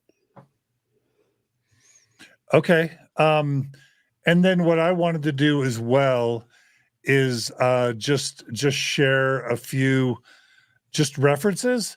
So the first that Gerardo prepared for us, heaven bless Gerardo, we have here just a screenshot from the Church of Jesus Christ of Latter-day Saints website. I'm 100% certain that Gerardo screenshotted this today. And here are several references to Church of the Firstborn. It says celestial heirs are Church of the Firstborn, and it's quoting Mormon scripture, Doctrine and Covenants 76. And it says celestial heirs will not be caught up to Church of the Firstborn. That is also in D&C 76. And then it says, as many come will be brought to Church of Firstborn. That's Doctrine and Covenants section 77. And then 78 says, ye are Church of Firstborn. So that's three different sections in the Doctrine and Covenants, which is Mormon scripture. And then a fourth is Doctrine and Covenants 88, where it says celestial glory is glory of Church of Firstborn. And section 93 is those who are begotten through Christ are Church of Firstborn. If I'm 5 or 6 now sections. And then section 107 says priesthood to commune with Church of Firstborn. So I mean, that's like 7 or 8 references in core Mormon scripture. So I think it's going to be hard for people to argue that teaching is fringe. It's clear that that's core Mormon doctrine if it's in Doctrine and Covenants. And by the way, according to Mormon doctrine, Jesus himself revealed the Doctrine and Covenants to Joseph Smith. So those are Jesus's words, according to Mormon belief. So I think that's worth sharing. And then just for fun, I saw someone reference Joseph Fielding Smith's Doctrines of Salvation. Joseph Fielding Smith was not only Mormon church historian for many decades, he was one of the prophets, seers, and revelators for the Mormon church. And he was viewed as one of the key scriptorians of Mormonism. And his books, Doctrines of Salvation, volumes 1, 2, and 3, were available when I was a missionary. I was allowed to read them as a missionary. I did read them multiple times as a missionary in English and Spanish. And so this is absolutely approved Mormon stuff. And so I just have a full text version of just volume 2 of Joseph Fielding Smith's Doctrines of Salvation. And if I type in Church of the Firstborn, there are 10 references just in volume 2 of Joseph Fielding Smith's Doctrines of Salvation. And I'll just read from it. There's a section on page, I think, 246, called the Church of the Firstborn, and it says, exalted beings belong to Church of Firstborn. Those who gain exaltation in the celestial kingdom are those who are members of the Church of the Firstborn. In other words, those who keep all the commandments of the Lord. There will be many who are members of the Church of Jesus Christ of Latter-day Saints who shall never become members of the Church of the Firstborn. It talks about the higher ordinances in the temple of God pertaining to exaltation to be required to be in the Church of the Firstborn. And then it goes on to say, obedience to the laws and the ordinances and the covenants required of those who desire to become members of the Church of the Firstborn, as these are administered in the house of the Lord. And then how to join the first Church of the Firstborn. Joseph Fielding Smith writes, the Lord has made it possible for us to become members of the Church of the Firstborn by receiving the blessings of the house of the Lord and overcoming all things. Thus we become heirs, priests and kings who have received of his fullness and of his glory, who shall dwell in the presence of God and his Christ forever and ever with full exaltation. Priests and kings, and probably priestesses and queens. I don't know. Does any of that language resonate with the Chad and Lori and sort of Mormon proper? All of it. Really? To give, all of it. This is exactly where they got it, which is what I think we're pointing out. That, but I want to clarify, because again, I don't want to give Chad Daybell a pass and say this is what every, Chad Daybell, believes in Mormons all believe in a veil, but only Chad Daybell somehow Chad Daybell thinks that he could go in for brain surgery at a hospital and the doctor would open up his brain and find a veil that he could maybe stitch. He's so literal, is my point. So I want to point out that, take me as an example, 25 years ago, I saw the Church of the Firstborn as like heaven. Chad Daybell is reading the exact same thing, which makes complete sense. This is exactly how he lays it out for Lori. Exactly, that they're going to be kings and queens. But he sends Lori an email with 7 missions on it and says that it is our duty to establish this literal Church of the Firstborn. I guess I just don't want to give a cult leader any escape here. He also created a system himself where people believed him, and he, did things with this that most would never do. Yeah. But it's absolutely Mormon theology, but not all Mormons can be like, oh, I met a hot girl who was Mrs. Texas. I'm going to write her and say, by the way, it's our duty you're going to be my queen and my heiress to the Church of the Firstborn. And it's our duty to start this church before the call out. I just don't want to give him a pass, is what I'm saying. Yeah. Yeah. And while Chad takes it to 11 or 12 or 13 or 20, the Mormon church also, I think part of what we all feel very passionate about is that there are all these weird, twisted doctrines or theologies or obscure doctrines or theologies that either Joseph Smith said or Brigham Young said, or they're in the Journal of Discourses, or Bruce R. McConkie said it, Mormon Doctrine, or Cleon Skousen, or Joseph Fielding Smith, or Visions of Glory, or they're in the scriptures. Take your pick. What the Mormon church could absolutely do is like clarify it and say, No such thing as zombies. Visions of Glory is a bad book. Tom, what's his last name? I'm Harrison. spacing. What? Harrison, Tom Harrison, you're excommunicated. Like, stop this garbage about Church of the Firstborn. It's all made up. Like, they could go to a general conference where they speak to literally all the members in the world twice a year, and they could just shut this crap down. And I just restrained my swearing. They could cut this all down in a single general conference if they wanted to, but they allow this stuff to continue years and years and even decades beyond where the cat gets out of the bag. That's my opinion. And can I just share this, a comment? I saw Rabbit is saying hidden true crime t-shirts and other Church of the Firstborn merchandise now for sale. Use promo code Chad for 10% off.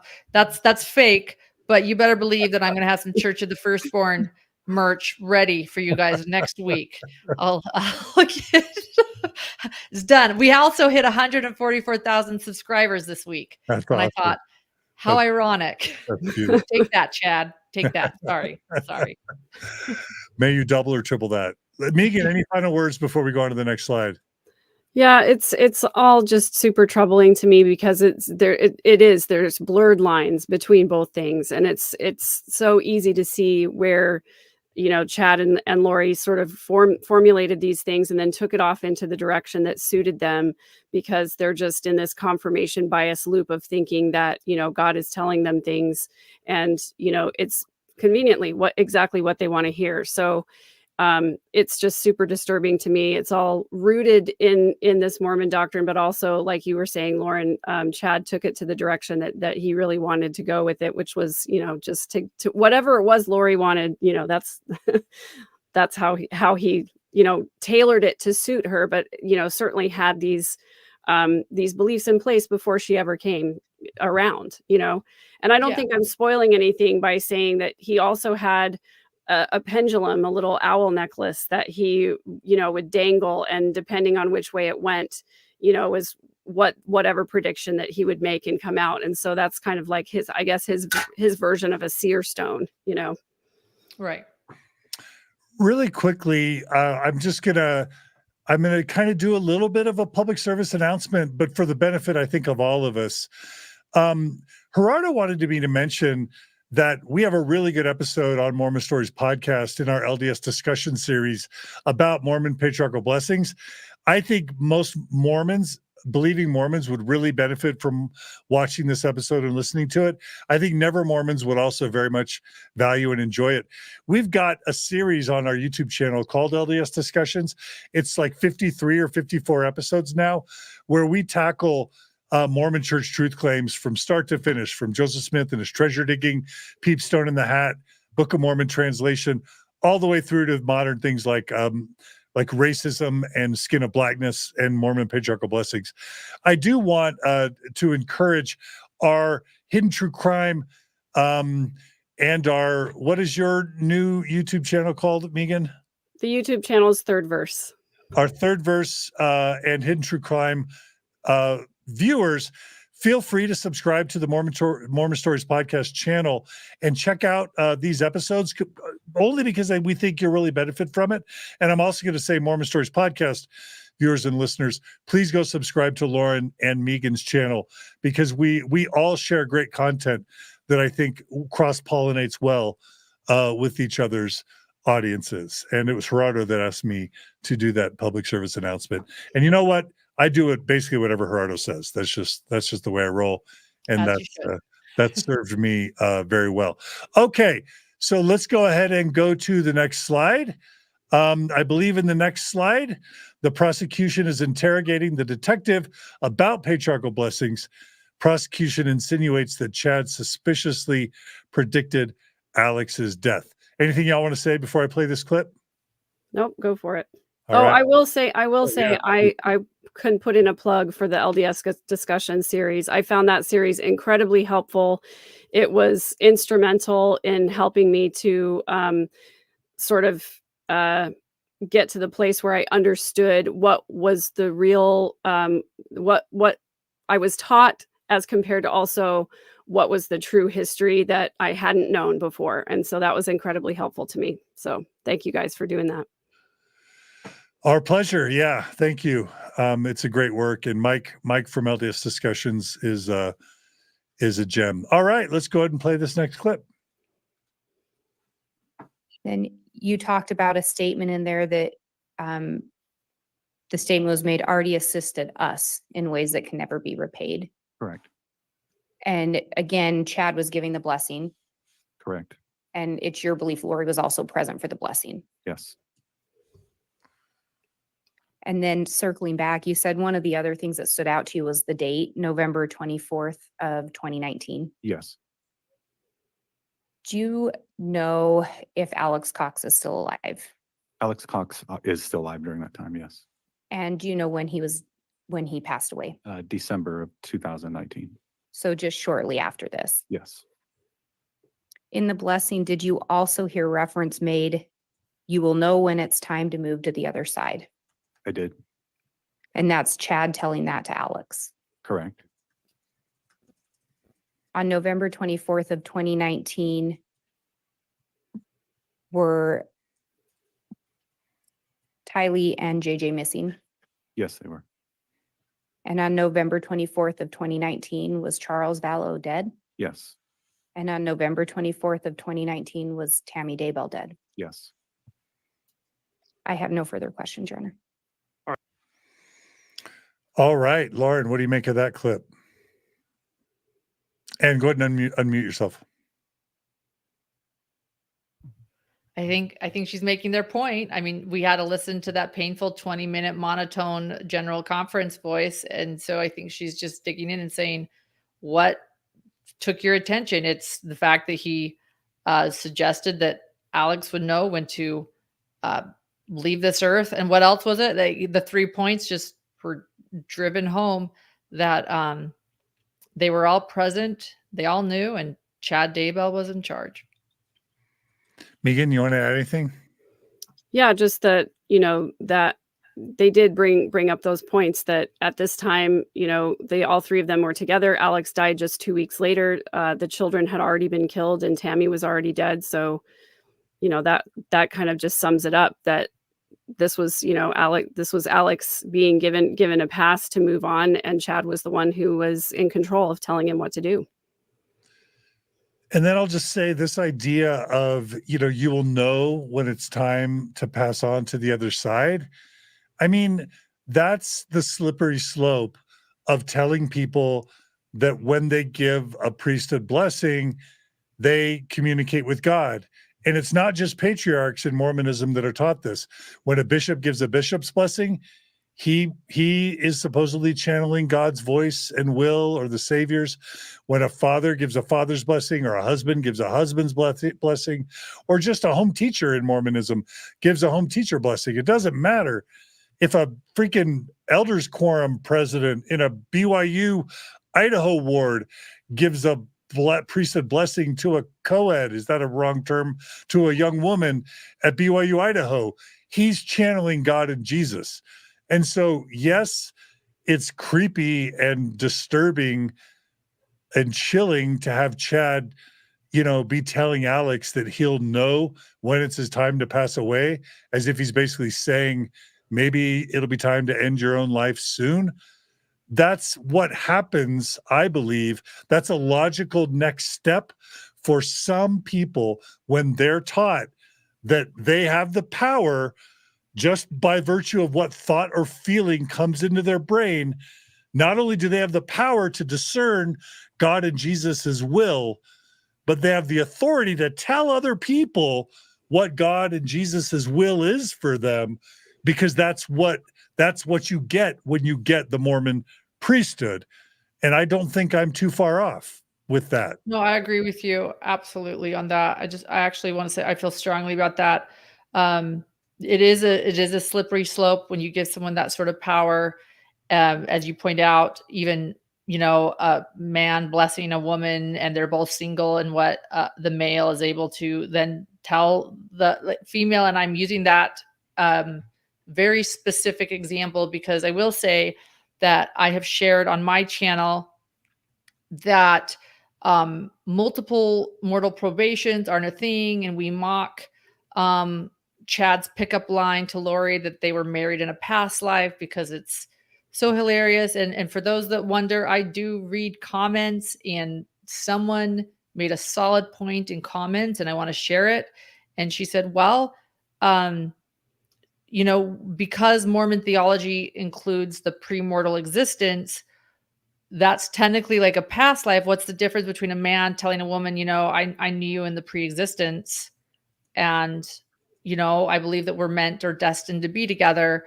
And I guess I want to reiterate that blessings, and a man being able to tell a woman something like that, it is a very slippery slope, and it's something that opens up to spiritual and religious manipulation and abuse. So I just want to say, yes, I agree. And it's exactly what we see happening in this situation, just on a more extreme level. And so what the Mormon church could do is just tell people, all members, you don't speak for God or Jesus. Nobody does, or at least none of you do. And you're not allowed, whenever you lay your hands on someone's head, you're not allowed to speak as if you know what God or Jesus wants for them. So stop doing it. But I don't think the church can realistically do that. Megan, did you want to add anything? Actually, I think the church could realistically do that, because that is a core teaching of the church, that no person has the right to tell the general membership of the church, right, what God is speaking for them. It's the prophet that's supposed to give direction for the general church. But again, I agree with you, John, because they do tell you that, as the patriarch and the man of the home, that you do have the right to receive revelation for your own family and for the people that you're in charge of. And here's the other super, super disturbing thing, is that before Stacy died, and Stacy is Lori and Alex's older sister, and she passed away under very suspicious circumstances. I was actually there with Alex when this happened. And the talk around the family at the time was that she was kind of told it was her time. And I imagine that Barry probably gave her a very similar blessing to what we're hearing Chad give Alex at this time. And that idea of like, maybe it's your time to go. Well, that could have very well have come from from Lori and Alex talking about Stacy's death. Yeah, good point. Anything else, Lauren, before we go to the next slide? We're good. All right. Let's go ahead and go to the next slide. Thanks for that, Megan and Lauren. This is John Pryor questioning the detective. Asked to call him detective. He seems excited to bring this points, and the judge has some feedback here. Done that twice. Not on purpose. May I refer to you as officer? Is that okay? Absolutely, yes. Okay, thank you, officer. So you made mention of the fact that you familiarized yourself with the LDS faith. Is that right? I was born and raised in the LDS faith, yes. Okay, so maybe you can enlighten me, because this has been a learning experience for me. It has me as well. Okay, but you're obviously have a hand up. Is that you were at least part of that faith for a while? I don't have that. So you're familiar with the term doctrine of covenants? Yes. Okay, and in the doctrine of covenants, it talks about the Church of the Firstborn as part of the LDS faith. You remember that? Well, I can't speak to the doctrine of covenants. I know what the doctrine of covenants are, but well, you spoke to the doctrine of covenants, though. I know what they are, yes. Well, I don't understand content. We're already having an issue with you talking at the same time as Mr. Pryor and vice versa. So please question and answer and don't talk over each other. And Your Honor, I'm going to object as beyond the scope. Overruled at this point. Okay, so those are some interesting dynamics. Lauren, what did you observe there, having been in the room? Yeah, I was watching that. I just thought to myself, wow, John Pryor really wishes John Dehlin was on the stand. But this is what I mean. I was texting you at one point. I texted you and Gerardo, and I'm like, dude, you guys, you guys got to cover this, because this is when was the last time we saw in a capital murder case at a trial the doctrine and covenants being argued and televised on a stand. Like this is, to me, this is just epic. And, and I want to go back to the church saying from the very beginning, they have said these people have nothing to do with us. And now we are in a nationally televised trial internationally, watching people argue temple attendance in Doctrine and Covenant scriptures. So I think what this says is this trial is certainly about Mormonism and about belief. And maybe we can even take it more broadly. It is about belief and it is about cults, but it is something that I do believe strongly that LDS members and anyone that considers themselves Mormon in any way, whether that's anti-Jack, active, TB, whatever we call it, anyone should be listening to this because this is part of Mormonism, this case. And if you want any more proof, here you go. This was this week in court. I love John Pryor's approach. He's like, maybe you can enlighten me. It reminds me of Phil Hartman's Unfrozen Dead Caveman Lawyer. My primitive caveman mind just can't comprehend, as a lawyer, just kind of that inform me, enlighten me. Like he's kind of pleasantly laying a trap, for the right. Megan, what did you think? No, I agree. It's exactly that tactic because he, even in his opening statements, he made mention of Chad serving, I don't know, something called this mission thing. I don't know exactly what it is, pretending like he didn't really know what it was when very well that John Pryor had to have studied a lot about the church. He knows exactly what a mission is. He knows exactly what the Doctrine and Covenants is. And he's like, I don't know. I'm an idiot. Maybe you tell me. What do you think? Although he did call him Doctrine of Covenants. And I was like, wait a minute. I don't know if that was intentional or not. And later on, he says parochial blessing instead of patriarchal. I think it's on purpose. I think he's doing it on purpose to make people think, I don't really know about this stuff. It's kind of weird. It's interesting. That'd be interesting to find out if he's doing that on purpose. What did y'all think of the prosecuting attorney objecting and saying the line of questioning was beyond the scope? Lauren, what'd you think of that? Well, John Pryor's defense very much, and this is all days, is trying to set a narrative with his questions. So John Pryor has gone beyond the scope several times. And what is like, let me explain. So we start right now, it's the prosecution's turn. So the prosecution is on direct. They're calling their witnesses. And they have their purpose and their reason for every witness. And it's laid out in the evidence that they have and the evidence that's been gathered and what they're able to do. So they're sharing the evidence. John Pryor then gets to get up for cross-examination of the prosecution's witness, cross. And during his cross, you actually nailed it. This is what John Pryor tries to do, is ask questions that actually set a narrative. Like, so anyway, the kids were found out by the pasture, and he's setting this narrative, there's farmland. He's doing this with the religion too. So, okay, so you know about the church. You were in it until you're 18, so you clearly know about the Doctrine and Covenants, and it mentions Church of the Firstborn. So he's setting this narrative of Chad Daybell's beliefs were just regular LDS doctrine without asking it. So is he going beyond the scope? Yes. I don't know if that's a bad thing or a wrong thing. What's happening in court is John Pryor is often going beyond the scope of what the prosecution asked their witnesses, but then Judge Boyce is allowing redirect. So the prosecution gets to get back up again and redirect with how he went out of the scope, which means he has thrown religion into the scope. And then we get recross. So I do believe that he went beyond the scope. If that's your question, they weren't wanting to ask this witness. The prosecution did not call this witness to give scripture about the Doctrine and Covenants. But John Pryor was able to get there with his words, thus he went beyond the scope. I think that is absolutely fair for the judge to say he did go beyond scope, but they were able to do recross and redirect. All right. Anything, Megan, before we move on to the next slide?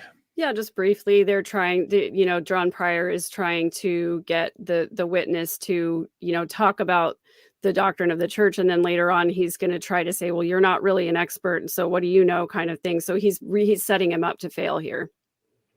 All right. Okay, well, let's go ahead and go to the next clip. And this has to do with John Pryor, possibly, some say, challenging the credibility of the prosecution's witness or detective. And y'all could judge for yourself if you think the prosecution's witness/detective looks bad when he admits that the way he investigated this was by talking to other members of the church. All right. That's kind of just a few things to listen for or watch for. Miss Blake talked to you about the Church of the First, and you said that it wasn't part of the LDS faith. Is that right? My understanding that the two were separate is what I said. Okay. But the Doctrine of the Covenants talks about the Church of the Firstborn as part of the LDS faith. So where did you get your information from?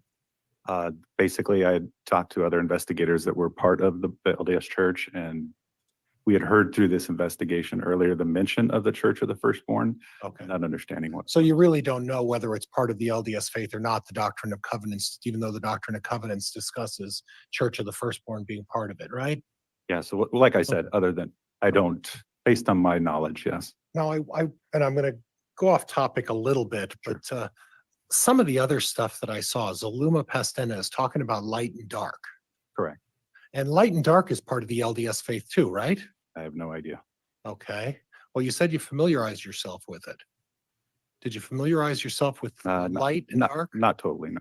What about death and death percentages and things like that? Is that part of the LDS faith? I've never heard that. Okay, but you don't know whether it is or not, right? Correct. All right. Again, Lauren, you were in the room. What'd you think about that exchange? I mean, he's really pushing it. Okay, so here's something that I want everyone to take into perspective too.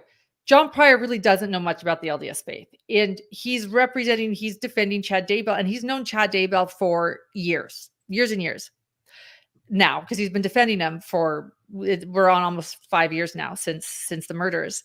So I am certain that Chad Daybell is also pointing out to John Pryor that all these things are LDS beliefs. I do believe that Chad believes this, and I do believe that Chad believes in this defense, and he's teaching John Pryor about the church. I know that wasn't your question, but I just want to put that into people's brains for a second. Can you envision this attorney relationship with this defendant, that he's saying, no, he's bringing him literature, and he's saying, no, this is in the church, this is in the church, and this is in the church. And so he comes up and he's asking about death percentages. I have never heard of death percentages, but I want to know, what does he have up his sleeve? I'm like really curious, because I feel like they're talking and Chad's teaching him with history books and all this stuff. So I'm like, what has Chad told him about death percentages? I almost want to be like, let him loose and be like, keep going. I want to know, what is Chad telling you? Go on. Where is he getting this information? Because this is clearly, in my opinion, Chad Daybell's defense. It's not just John Pryor's defense. I think Chad Daybell is really believing in his defense, that these are church teachings, and everything he's teaching these people he learned in Sunday school. And so John Pryor is taking that, and I just, in some ways, I wonder I don't think John Pryor's gotten as far as he thought he was going to get with this, because a lot of people are just like, I'm lost. I don't know what you're talking about.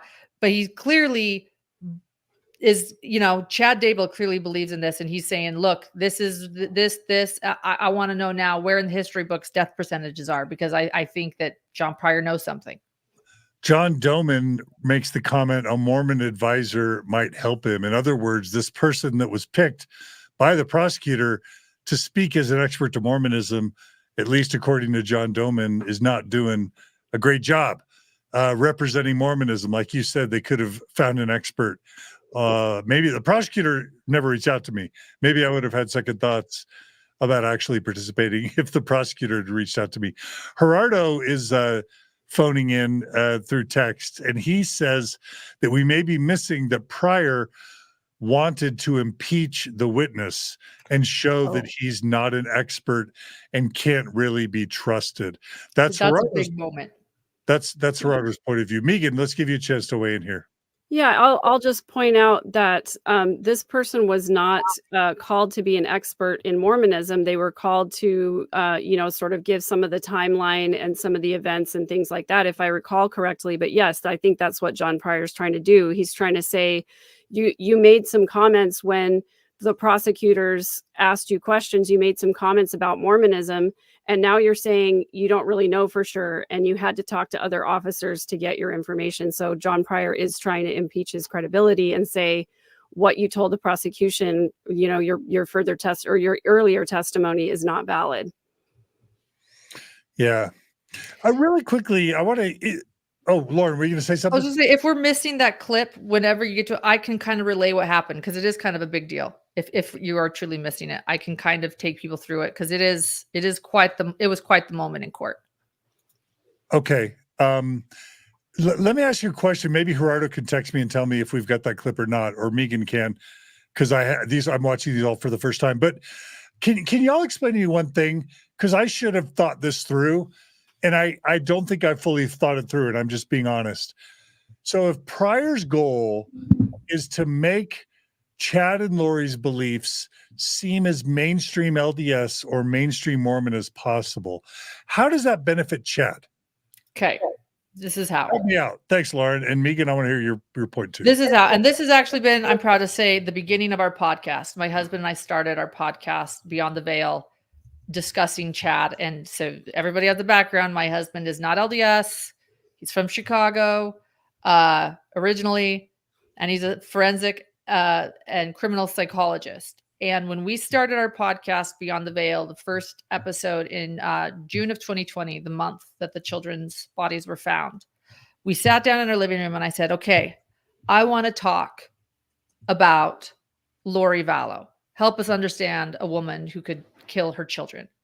And he said, before we talk about Lori, we have to talk about Chad, because this is Chad Daybell's belief system. This is coming from Chad.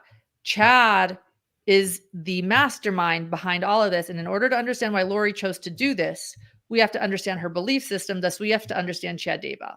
So set the stage with that this all comes down to the possibility of a belief system. And where does this belief system stem from? John Dehlin says Mormonism. I'm going to take it a step further and say it comes from Chad Daybell. And that's why I'm always like, don't give Chad Daybell a pass, because he took these things from Mormonism and he took it to a next level, or as Eric Smith, his friend, says, the next tier, whatever you want to say. And he is the one relaying this. He is the one giving the blessings. So if John Pryor, his defense attorney, is able to say, no, this was not Chad Daybell's belief system. This is the Church of Jesus Christ of Latter-day Saints. My client is innocent. Lori and Zulema and Melanie Gibb and all these people that followed Chad, they were just following the church's teachings. This has nothing to do with my client. Then he can get away with this. We can't prove that Chad Daybell killed anyone. We can't. But what they can prove is that he conspired and that he led the charge through a belief system. But if it's not Chad Daybell's belief system, we lose a lot of ability to see Chad Daybell as guilty. Okay.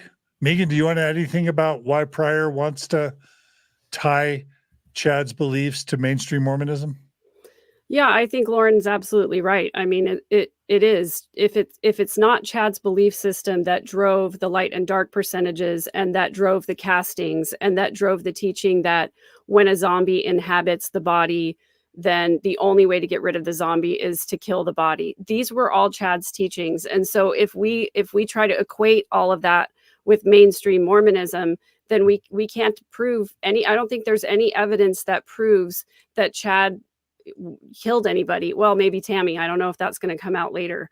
But I mean, that the belief system has to be part of all of this. Otherwise, Chad gets away with it, at least on 2 counts.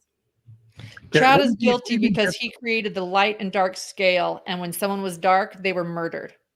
Yep. If that is a mainstream LDS belief, then Chad doesn't matter.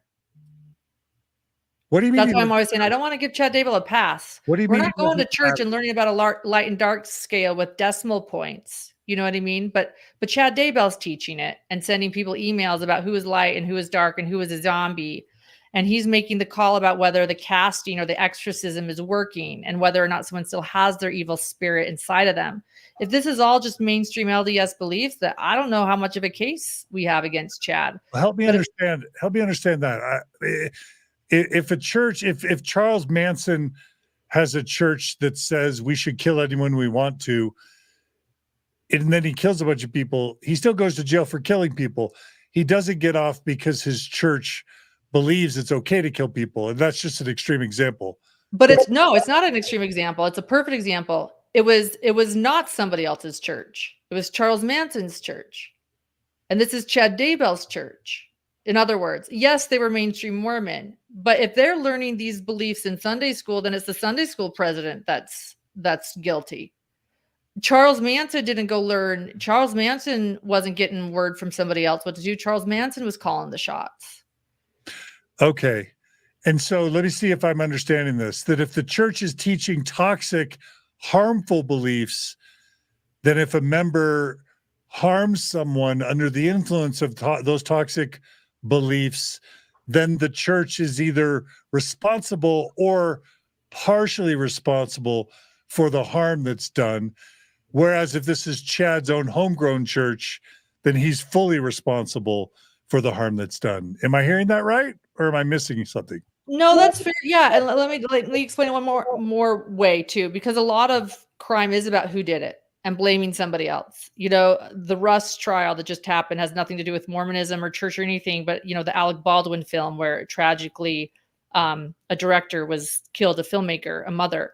And a lot of people are fascinated with that case because it's a whodunit case. Who should be held responsible? Is it Alec Baldwin's fault because he had a sloppy movie set? Is it the armorer's fault because that was her job to make sure there wasn't a bullet in a prop, you know, that killed this filmmaker and this mother? The whodunit is a really important part of the crime. So if John Pryor is going to take that a step further, well, who did this? If the belief system is a big part of the motive, then is the whodunit the LDS church then? Is it the LDS church's fault? Are they the murderers? Is President Nelson the murderer? Is Joseph Smith the murderer? If you can blame somebody else, that's the best way to get your guy off. But if it's Chad Daybell that created this belief system, if it's Chad Daybell that created the light and dark scale, if it's Chad Daybell saying who is and who isn't a zombie, which I want to say right now he did, then you can't blame anybody else, if that's a good way to. Okay. And that doesn't mean that the church shouldn't be held responsible and we shouldn't be looking at these issues with saying that I knew you in the pre-existence, or I'm going to, oh, look, since the Church of the Firstborn exists, I'm going to go start my own. That doesn't mean they aren't responsible, and we shouldn't be looking at the system, which is what Mormon Stories does, which is why this is so important to be talking about. Like, this system created this, and we should hold the system responsible. But are we going to blame the system for murder, or are we going to blame Chad Daybell for murder? Got it. Got it. Megan, did you want to add anything? No, I agree with Lauren, and I think it's going to be John Pryor's, you know, it has been sort of his narrative this whole time that Chad is just a regular Mormon guy, and he got seduced by Lori, and it was Lori and Alex that actually did the killings and carried all of this stuff out, and Tammy died of natural causes. Got it. Because I love Gerardo and he's super smarter than me, I'm going to read what he writes as well. Not that Lauren and Megan haven't fully explained it, but Gerardo writes, the answer is that the evidence against Chad is mostly circumstantial, according to Gerardo. It's his opinion. Things like weird texts and talk about zombies and light and dark, they're not literally talking about killing the kids on their text messages. So if Pryor can show that these zombie and light and dark talk, all of this is mainstream Mormonism, how can this prove that Chad killed the kids? So that's the way Gerardo's explaining it. And that's just a different point of view in addition to Lauren's and Megan's. Thanks, Lauren. Totally valid. Sorry. I remember in Lori's trial, that was kind of the closing statement to some of these witnesses. They were going over the text messages and they were talking about light and dark and they were talking about zombies and they were talking about castings. And the defense attorney's final cross-examination said, did any of these text messages ever say, let's kill the kids? Well, no. Did any of these text messages ever say, let's hurt the kids? No. Did any of the text messages ever say, I'm going to kill Charles? No. And so that was the narrative. They never literally said it. And so they're trying to just blame it all on, it was circumstantial and it was a belief system, but it wasn't real. Got it. Okay, this is great. Thank you both. The great analysis, I should say. People are getting mad at me if I go, that's fantastic, good job, or I love it. If I say Love that it. and I mean your analysis, they don't Right. like it if it sounds like I'm saying, great, people died. Like that's Love not it. what I mean. Awesome. Yeah. People give great feedback. Okay, let's go to slide 11. I think we may have missed this one, so let's make sure we didn't miss it. This is slide 11, where I thought we played this, but let's just make sure. If we played again, that's Miss Blake talked to you about the Church of the First, and you said that it wasn't part of the LDS faith. Is that right? My understanding that the two were separate is what I said. Okay. But the Doctrine of the Covenants talks about the Church of the Firstborn as part of the LDS faith. So where did you get your information from? Basically, I talked to other investigators that were part of the LDS Church, and Yeah, you're right, John. we had heard through this investigation earlier. okay. All right. I thought that Gerardo was saying that we missed that slide, but we were just missing the point. Oh, okay. Got it. All Do you want right. me to share what happened? Because it was. Well, Yeah, you were there. Please, Lauren. I was going to say, let's go to the next one and see if the next one plays it, because I think that's the caption for this slide. I Okay. agree. All right. So this one, to set this up, some description is after Pryor has shown the detective doesn't know much about the LDS faith, he will now question. Let me take the view off of Lauren. He will now question him about Chad's other beliefs, trying to show that the detective can't be trusted on his expertise of what Mormons believe or don't believe. That's the analysis of this clip. Now y'all judge for yourselves. Okay. And then we heard about some vibrations. I heard the word vibrations a couple of times. Are you familiar with that term within the LDS faith about vibrations? I am not. What about being possessed by spirits and praying for the removal from your body? Have you heard about that? I have not. Okay. But you don't know whether any of these theories are part of the LDS faith, right? Correct. Okay. Are you aware that in the LDS faith, that if someone is possessed, that if you pray for them, you can have them removed from their body? Are you aware of that? I am not. Can I just say really quickly, sometimes my dear friend Barbara wants to make sure that I do a good job not mischaracterizing mainstream Mormons. And so I'm going Barbara Brown, historian Barbara Brown. I was going to say the last name, and then I thought, I'm not sure she wants me to pass on the feedback is coming from her because I don't have her permission.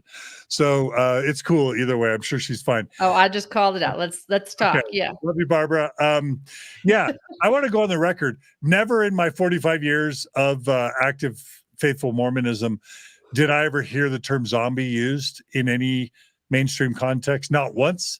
This concept of light and dark as it applies to judging whether the person is full zombie or still has that spirit in there somewhere.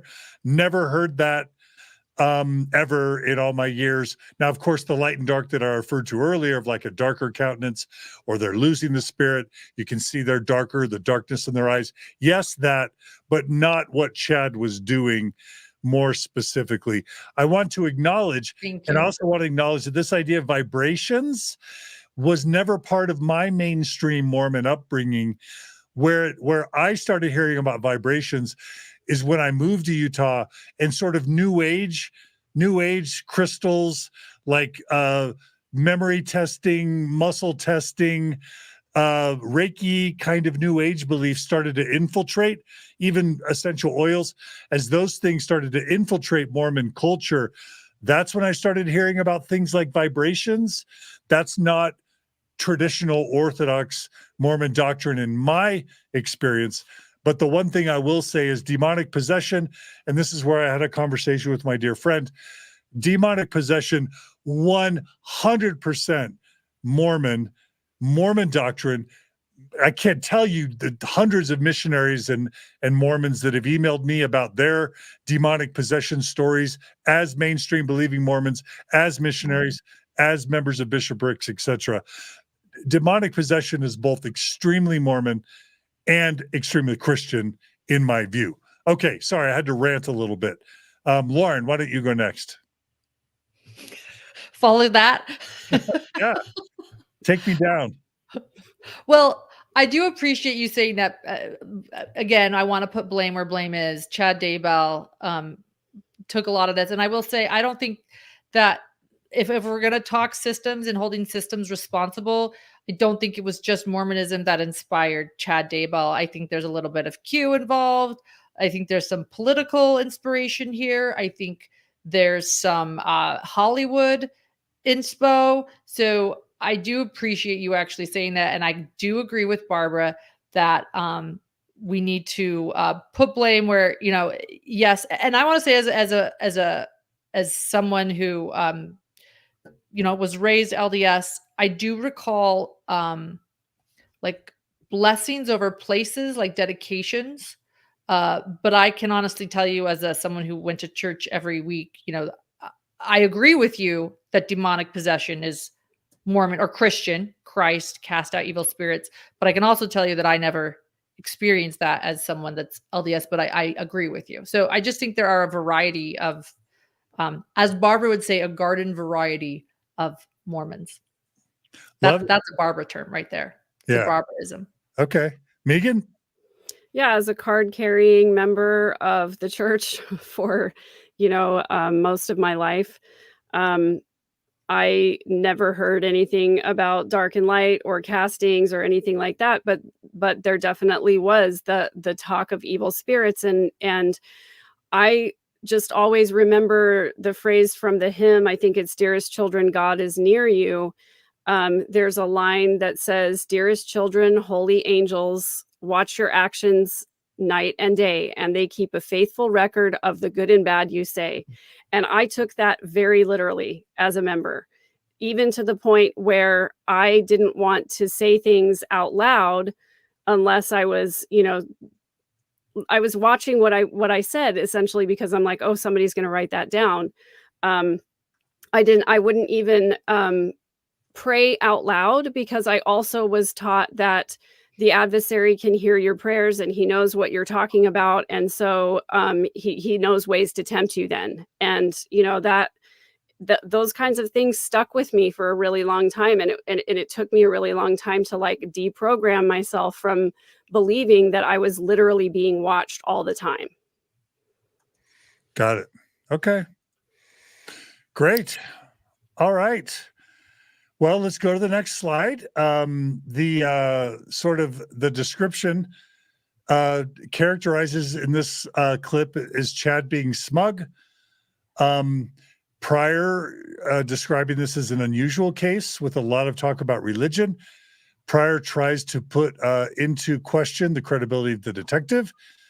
And if he tried to pass as an expert on Mormonism, and then later said he doesn't know much about Mormonism, how can we trust him?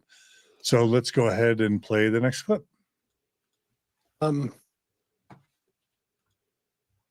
This is an unusual case because there's a lot of talk about religion. I agree. And Mr. Daybell, do you know how long that blessing thing went on for? I have no idea. Yeah, me neither. Was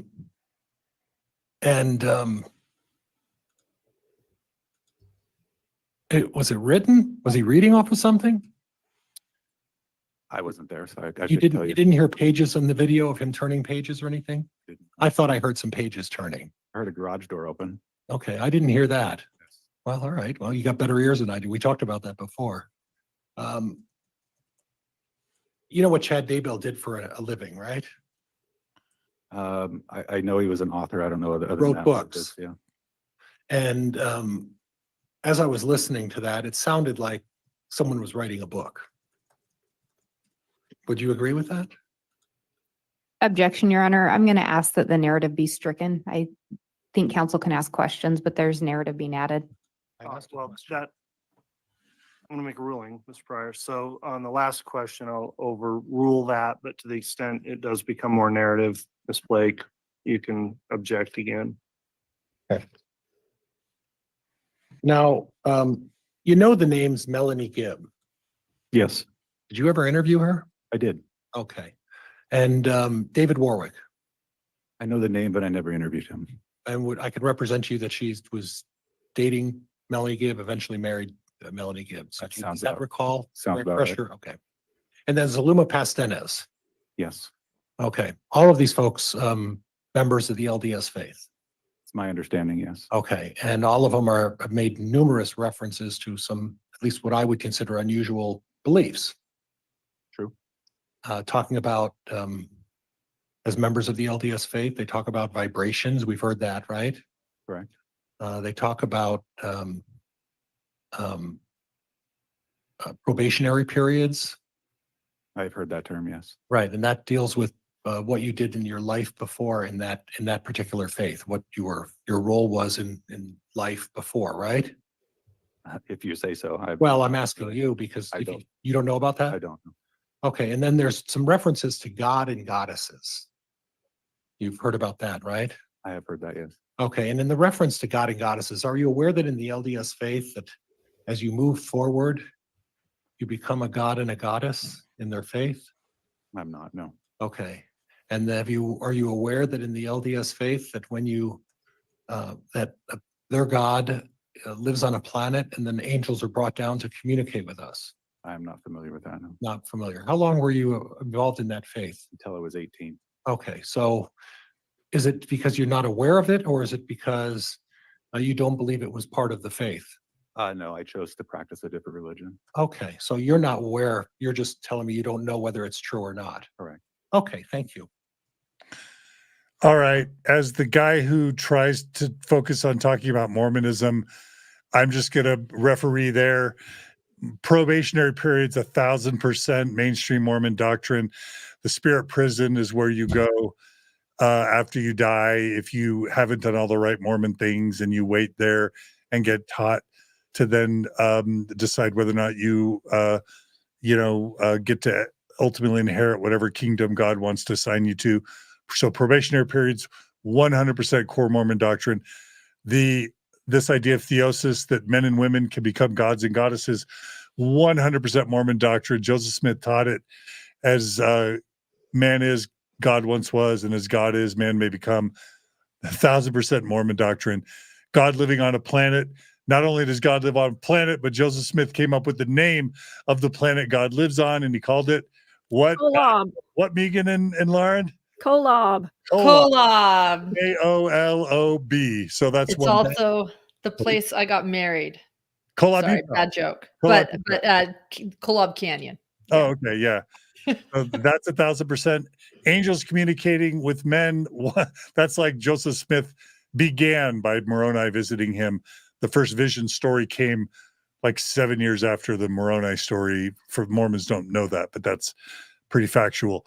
And then when this guy admits that he left Mormonism at age 18, that means he never went through the temple, which is where a lot of this stuff, you're literally promised in the Mormon temple that you will become gods and goddesses once you take out your endowments and do the whole thing. And it's got gods and Jesus and Adam and Michael and, Peter, James, and John walking around on a celestial planet with white robes and white beards and talking to each other. And it's showing Heavenly Father and Jesus, Elohim and Michael creating, planets and worlds without end, and 1,000% Mormon stuff there. And so, yeah, this guy immediately, and I guess, Megan, you're saying he wasn't there to be a Mormon expert, so we shouldn't be holding him to the expectation of being a Mormon expert. Or is that what you're saying, Megan? Yeah, that's right. He wasn't called as a witness to be the one that dictates what Mormon doctrine is or isn't. I think John Pryor is just trying to lead his narrative once again. But I think right here, he's kind of proving the prosecution's point that none of this was mainstream Mormonism, because this guy's like, I don't know, I've never heard of that before. That's, Yeah. I think, the problem with what he's doing is Megan's right. So that's what the judge means by he's going beyond the scope. This is not a Mormon expert. He's just trying to set this narrative with cross exam that these things are mainstream Mormon beliefs, and it's not working. I agree with Megan. Every person up there that is a law enforcement is like, yeah, don't know what you're talking about, which is why I do suspect that Chad Daybell is a little bit too confident in his defense. I can picture him saying, oh yeah, any Mormon, come on, John Park, any Mormon knows about this. They're going to know about this. Just bring it up. I got you. And then he's bringing it up and they're like, I have no idea what you're talking about. It's kind of backfiring. I will add, just for fun, just for the nerds out there who want to nerd out on Mormonism, that it is a relatively modern change in Mormon doctrine and culture, probably starting in the 1980s, for the Mormon church to downplay and dismiss this teaching about theosis, about men and women becoming gods and goddesses, because what happened in the early, late 1970s, early 1980s, a movie called The God Makers came out. And that's when evangelical Christians came hard at Mormons because they saw how much the Mormon church was growing. They were feeling threatened, or they were feeling offended by Mormon doctrine and theology. And so they created a movie called The God Makers that started attacking Mormons for their belief that men and women can become gods and goddesses as heretical. And that didn't sit well on the church's image. And so Mormon prophet Gordon B. Hinckley, starting in the 80s, started downplaying and dismissing that core Mormon doctrine that Joseph Smith taught by calling it just a couplet, saying things to like Mike Wallace or Larry King, I forget who, was like, well, we don't know a lot about that.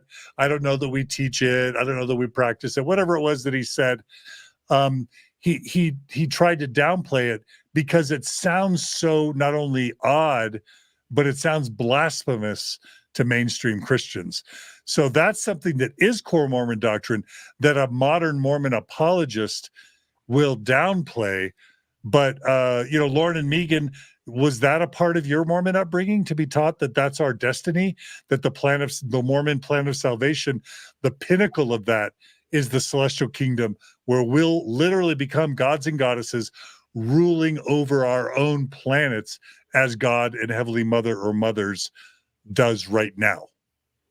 Yeah, and if you want to kind of, sorry, Lauren, No, you go stepped on first. you. If You you go want first. to take it even a step further than that, we're taught that only people who make it to the celestial kingdom are going to have the opportunity to have children when you have your own planet, right? You're only going to be a god and a goddess if you're sealed. First of all, you have to be sealed to a man. You can't do this alone as a woman. And you have to, make it to the celestial kingdom in order to become a god and a goddess, and then have your own spirit children. So you're not going to be able to procreate in the next life unless you make it to the celestial kingdom. All right. And Lauren, you were dying to jump in. So Lauren, No, I wasn't dying. I was just, I wasn't taught like that. Really? I was taught, I'll tell you what I was taught, that in eternal progression, the belief in, the question of whether or not it would be really fun to just praise Jesus for eternity on a cloud. Would we like that? Maybe to know that we can progress, continuing on into the hereafter forever and ever might sound more satisfying. I actually think, just so everybody knows, that this is where the idea of Mormons saying that there is more work being done on the other side comes from. This is something, that we believe, Mormons believe in eternal progression. I would say it was never taught to me, and then you get your own planet and you have to have spirit babies and you have to have a man. I'm not saying that others weren't. I feel like I always need to preface that with this. I'm not saying others weren't taught that.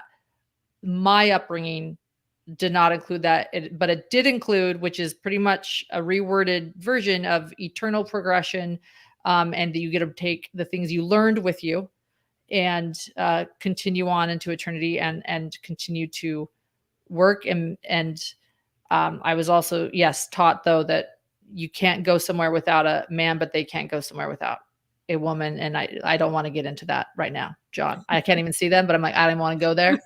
So I don't even want to, that's for another episode. I do not want any cross exam on what I just said. Let's just, no cross I moved beyond the scope. So no let's move on. exam. I'll just say, I just Googled, the Mormon church has a super long essay on becoming like God. I would say that this is a modern correlated explanation. It's highly correlated, which means that it's doing its best to finesse and not look weird or odd. So you have to really read between the lines, but I'll just skip forward to the conclusion. And it says, all human beings are children of loving heavenly parents and possess seeds of divinity within them. In his infinite love, God invites his children to cultivate their eternal potential by the grace of God through the atonement of the Lord Jesus Christ. The doctrine of humans' eternal potential to become like their heavenly Father, and I'd say Mother, is central to the gospel of Jesus Christ and inspires love, hope, and gratitude in the hearts of faithful Latter-day Saints. So again, I think that language is softened to be more appealing, but even that, I think, calls the doctrine central. So that's my case. We don't have to belabor that point. All right. Let's go ahead and jump to the next slide, which is John Pryor saying, oh, by the way, I just have to share this for fun. This is a little challenge.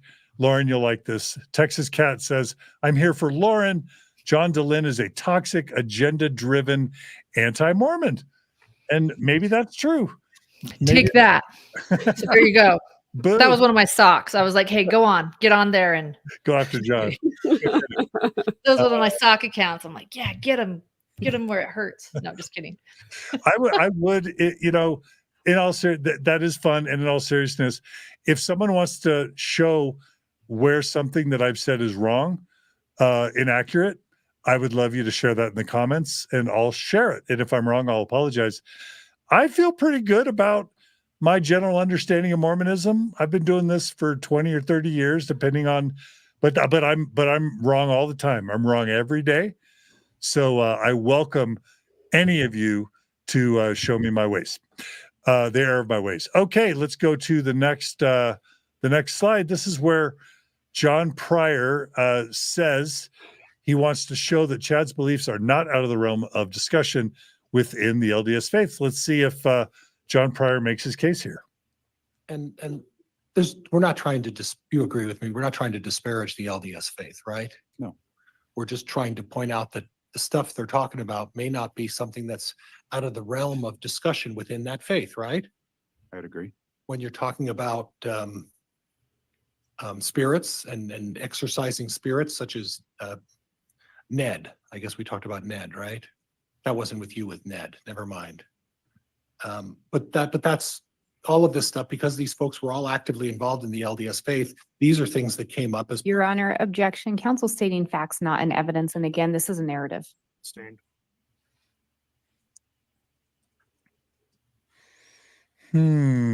All right, Lauren, you were in the room. What'd you think about that? Well, I just want to point out that when I bring up that Chad Daybell had a lot of inspo from other places besides Mormonism, Ned Schneider is maybe one example. He did not get that name from Mormonism. And I kid you not, I have a belief, and I've gone down this rabbit hole, that I actually think he named a lot of the zombies after characters found in The Simpsons. Except for Hillary. I do think that one was political. So I'm just saying, so Ned comes up. Megan, what did you think though of that? I mean, this is stuff, I mean, I know you can't make this stuff up. Someone, I don't know if you've seen Jury Duty, John. If not, you got to watch it. I need to see it. Yeah, I need to see it. But it's like an experiment. This guy thinks he's in jury duty and he's really not. It's just this wild experience. And some people said, are these people wondering like what the actual F is going on here? Or do they think this is some kind of experiment in there? I wonder if some of them think they're like being spoofed right now. Anyway, Megan. Yeah, I think Chad and Alex shared an affection for the Simpsons because Alex's email address was Homer J. Maximus, I think. Well, there you go. There you go. Proving my point, Megan. I was just putting on my Mormon hat again. I will just say that this idea of exorcising demonic spirits, it's not just a core Mormon doctrine, it's a core feature of the priesthood. In the Mormon temple ceremony, literally, Peter, James, and John, if I remember correctly, it's been a while, they're in the Garden of Eden, Satan's there. They literally raise their hand to the square and cast out Satan from the garden. I've already showed there are graphics on the Mormon Church's website where it shows a man standing up with his arm to the square, casting out a demon, and it shows the demon or the spirit running away. If you go right now, go to Mormon Church of Jesus Christ.org or whatever it is, and you Google casting out of spirits, casting out of demons, you'll find potentially dozens of references to prophets, seers, and revelators in Mormon scripture talking about the casting out of demons or the exorcising of evil spirits. And again, I heard stories growing up of people doing this. Lots of missionaries do it or hear about it on their missions.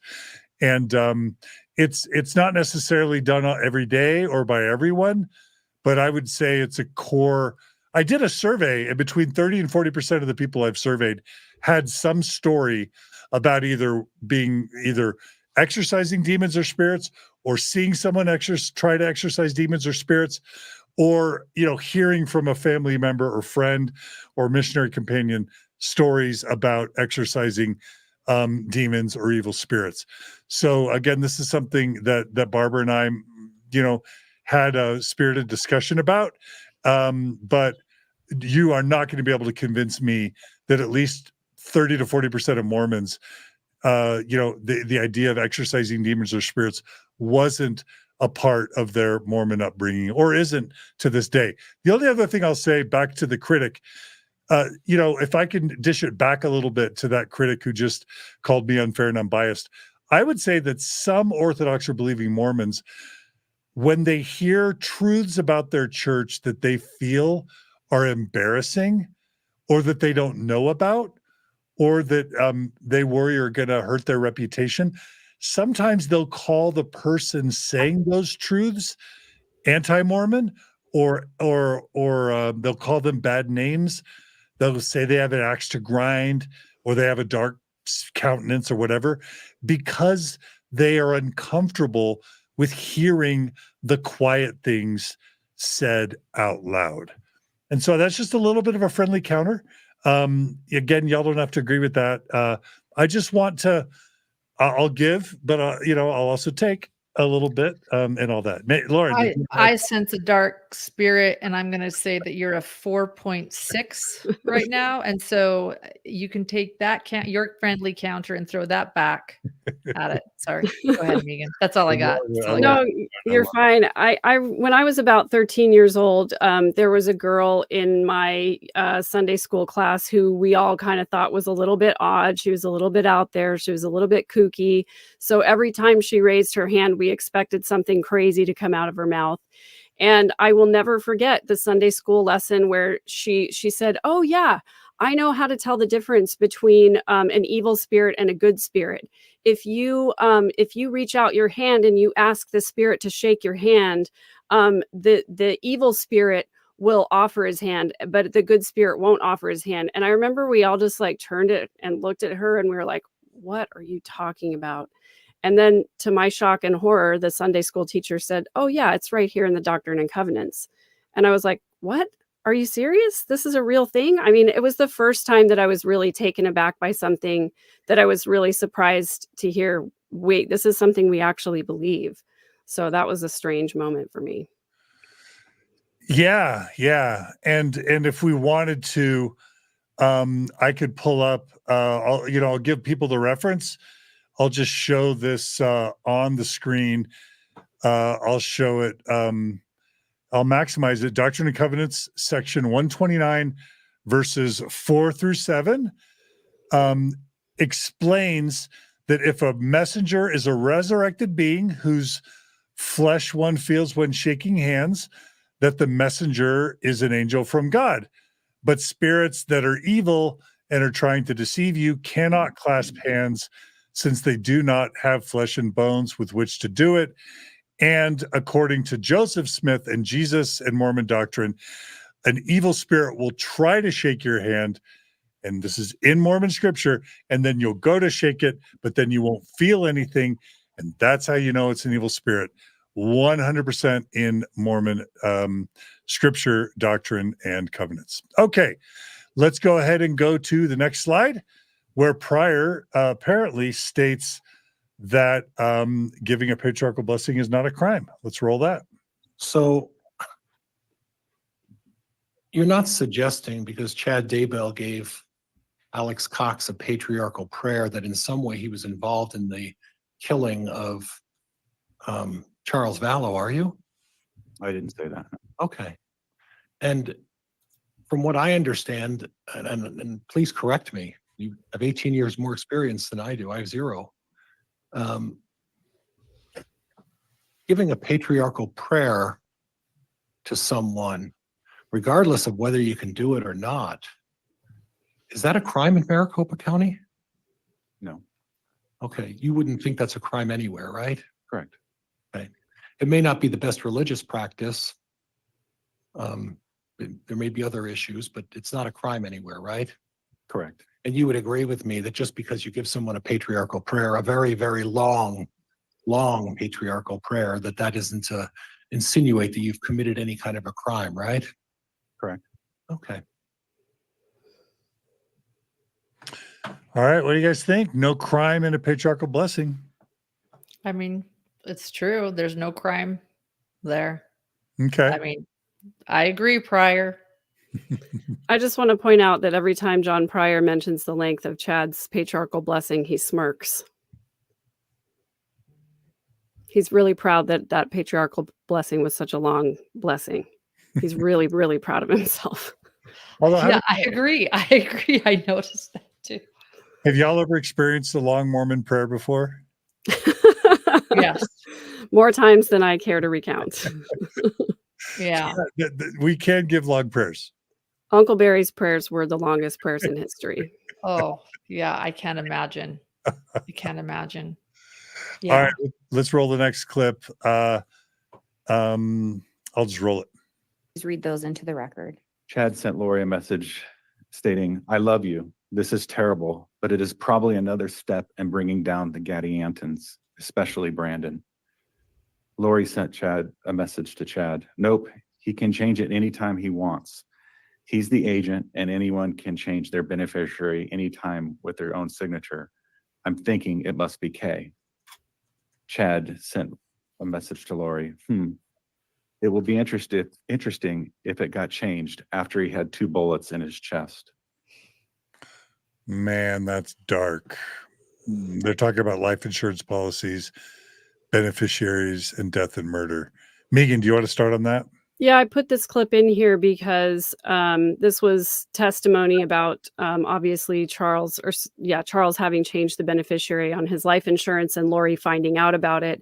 And I only put it in there because she made reference to the Gadiantons.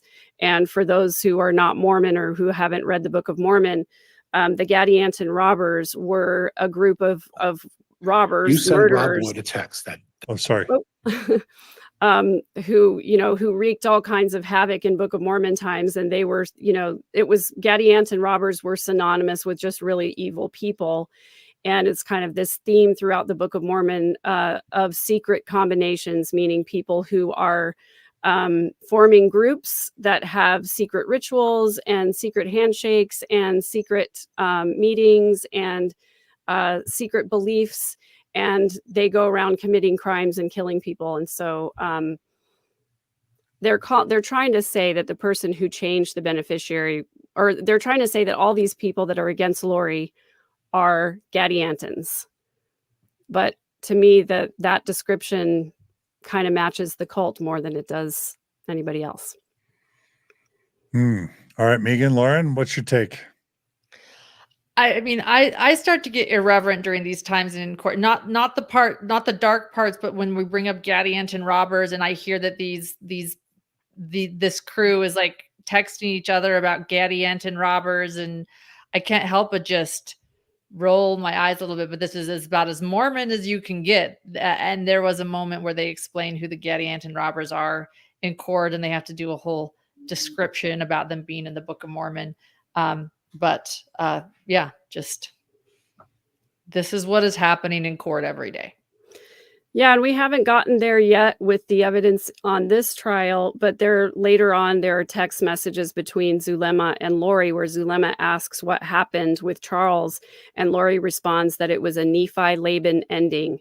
And that's a reference in the Book of Mormon, just within the first few pages of the Book of Mormon, where Nephi gets commanded by an angel to chop off the head of Laban, who's the wicked king, who's trying to keep Nephi from getting the golden plates that the Book of Mormon is written on. And that's a great thing to bring up, Megan, because again, no, the Mormon Church doesn't necessarily produce more murders per capita. And of course, the Mormon Church teaches murder is evil, except in chapter 3 of the Book of Mormon. So 3 chapters in to the book that the Mormon Church teaches is the most correct book on earth, more accurate than the Bible, has the fullness of the gospel, right? On chapter 3, the main hero of the first half of the book, his name is Nephi, receives a vision from God that he's supposed to kill this man named Laban by chopping off his head to get these things called the brass plates, which is basically to get his scriptures. And so, the Mormonism's most sacred scripture is basically too many saying, if you get a deep spiritual prompting that you should kill someone, it's from God and you got to obey God. And of course, most Mormons would never follow that, but some have. And another example of that is the Lafferty brothers, who were featured in the biography by John Krakauer called Under the Banner of Heaven. And there was a documentary made about that. And there have been others who were influenced by that teaching. And again, this is something the Mormon Church leaders could just say, hey, whatever it says in the Book of Mormon, if you ever feel that God is telling you to kill somebody, disregard it. That's Satan. Don't ever do it. But they've never, ever done that. And so that leaves some people to conclude that if the Spirit tells them to do it, they got to obey the Spirit, because that's what the Book of Mormon says. I know that's strong, but I think No, you're right. Of First Nephi is problematic, in my opinion. It's incredibly problematic, and you can equate it. That's absolutely a story they need to stop teaching. So, I have the scripture memorized. It is better that one man perish than a nation dwindle in unbelief, because I was taught that, and they need to stop teaching that. But the same with Abraham and Isaac. That's another terrible story from the Bible that they just need to stop teaching. We should probably all stop teaching those types of stories. Yeah, mainstream members are really quick to point out that, Nephi didn't just receive a spiritual prompting to kill Laban. He was visited by an angel. And so that made it okay. I'm sorry, it's still not okay. It's still not okay to teach about justifiable homicide when you've got a group of people who are receiving personal revelation, who believe that every good feeling that they have comes from God. And maybe it's, they're getting a good feeling about, let's take the example of Lori and Chad. Lori sits in this meeting that Chad speaks at, and Chad starts saying, some of you here are going to be instrumental in gathering the 144,000. And Lori's really excited to be meeting in person this author that she's fangirled over for such a long time, that these butterflies in her stomach or whatever, she interprets as the Spirit of God telling her, you're going to be one of the 144,000. And then sure enough, she goes up to Chad after the meeting probably and says, hey, I think it's me. I think I'm going to be one of those. And Chad's like, I'll tell this girl anything she wants to hear. So yeah, you know what? You are going to be instrumental. You see just how quickly it goes off the rails. Yeah. And I made a mistake. I just fact checked myself. It's not First Nephi chapter 3. It's First Nephi chapter 4. So open up your scriptures, brothers and sisters, to First Nephi chapter 4. Are you guys laughing? I see some smiles there. And I'll just read it.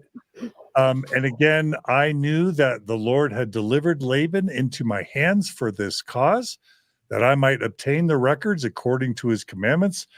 Therefore I did obey the voice of the Spirit, and took Laban by the hair of the head, and I smote off his head with his own sword. So that's Nephi in the Book of Mormon smiting off Laban's head with his own sword. God couldn't just like give him special powers to put Laban asleep, to make him doze off a little bit or turn the other way. Had to lop off his head. There is no other way. All right. The very last slide that we have. Lauren wants to I'm comment. good. Please Please keep do. going. It can wait. It Okay. can wait. Well, so before we do the last slide, I'll just explain what it is. So yesterday, Melanie Gibb was on the stand. And if you'll remember, Melanie Gibb is Lori's bestie. And so she was there for all of this. And she had a front row seat to everything. And she very early on planted this seed with, with prosecutors and defense attorneys alike, that her memory wasn't very good. And I think she did that specifically because she didn't want to say everything that she knew. She wanted to be able to say, I don't recall. We call her Melanie Fib. She just keeps saying, I don't recall over and over. And then if she gets caught out on a lie or something, she says, oh yeah, that's just because my memory is so bad. So I will say I didn't clip the entirety of her testimony because it takes her 15 minutes to answer one question. And that's not an exaggeration. The question is that she had text communications with Rob Wood, who is the prosecuting attorney. And in one of those text communications, she says something about protecting the church. And so John Pryor is trying to destroy her credibility by saying that her main goal in testifying was not to tell the truth, but it was to protect the church. And it takes Melanie Gibb 15 minutes to answer that question and say that no, she wasn't. But I clipped out just a portion of it so that we could get the gist of what she's saying. All right. Let's look. This is the final clip, and then we have a few more closing statements to make. So stay to the end for all the value here. Let's go ahead and play this final clip. You sent Rob Wood a text at that time, correct? Yes, And there's Laura bottom And left. the text was from you to Rob Wood. correct. And in the text, you talked about Keith, the guy from Dateline, and I, right? And is that the Keith Morrison? Is that the guy we're talking about? Yes, Okay. Want to make sure the church is protected. Do you recall that? yes, He has done a good job so far. That's why I feel comfortable talking to him. Is that what you said to the prosecutor? I think so. Yes, Is there any reason to dispute what I just read is not what you read just 2 minutes ago? yes, that's fine. So the question I have with that is, if what you're saying is that, well, you wanted to get the story right in terms of the beliefs of the LDS faith,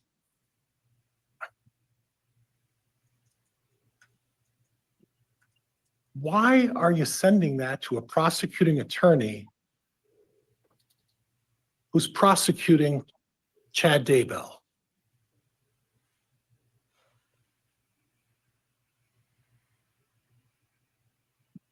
Stunned silence. Are you finished? I am finished. I'm waiting for an answer. I felt comfortable talking to Rob to let him to know what I was doing. I just felt comfortable sharing that just to let him know what I was up to. Yeah. So you were sharing with Rob Wood, the prosecuting attorney, that it's your intent to protect the LDS church with your testimony, right? I guess you could say that. Okay. That wasn't the whole point of the interview, but I understand that. Yeah. The point of this text was that, right? I guess so. Right. And the 340 other texts between May 6th of 2020 and November 4th of 2020. Were those just to say hi? No, Okay. So in other words, what was happening here is that there was at least some sort of a relationship built between you and this prosecutor about how and when and where you were going to testify about things in this case. Is that right? Objection, Your Honor, misstates the testimony. Sustained. The point of all this communication between you and Mr. Wood, the prosecuting attorney in this case, was to establish how you planned on testifying in this case and what you were going to say. it wasn't the established reason why I communicated with him. And it was just a coincidence then that you happened to mention your church and how you were going to protect your church to the prosecutor who was going to be calling you and examining you as a witness in this case. That's just a coincidence, right? Objection, Your Honor, argumentative. Sustained. All right. Megan. I'm interested to hear your thoughts. Lauren. And I was interested to hear yours. This was the moment, just, I was in court. Well, I guess I wasn't. Was I not? This is the moment I texted. I was sitting on the couch because, I was sick yesterday. This was yesterday, right? All the days blur now. And that was my little face in the thumbnail. And I think I texted Gerardo and John, or was it you, Megan? I can't remember. All the group texts we have, just like, dude, this is big. We have every conspiracy theory that ever has been about this case just combined into this one explosive moment in my opinion, where the prosecutor on the case that is LDS, Rob Wood, is getting accused by the defense of corroborating with a witness, like getting together with a witness, one of the best witnesses, most important, I wouldn't call it, but the most important witness on the case, Melanie Gibb, and to try to protect the church. I was just like, this was a really, really big moment. That was the argument that John Pryor was making, and definitely what he was laying out. And I think that what he had said earlier was, as Megan points out, that this was maybe cause for impeachment of the prosecutor, Rob Wood. We don't have context of the text. We do know that Keith Morrison did interview Melanie Gibb, and she did that interview, and clearly she felt that Keith Morrison would be kind to the church. I can't say that that's never something that I haven't been asked as I interview people. Like, am I going to be non-biased and respectful? I'm sure you're asked that too. So we don't know the context, but this was a jaw-dropping moment for John Pryor to drop this in this case.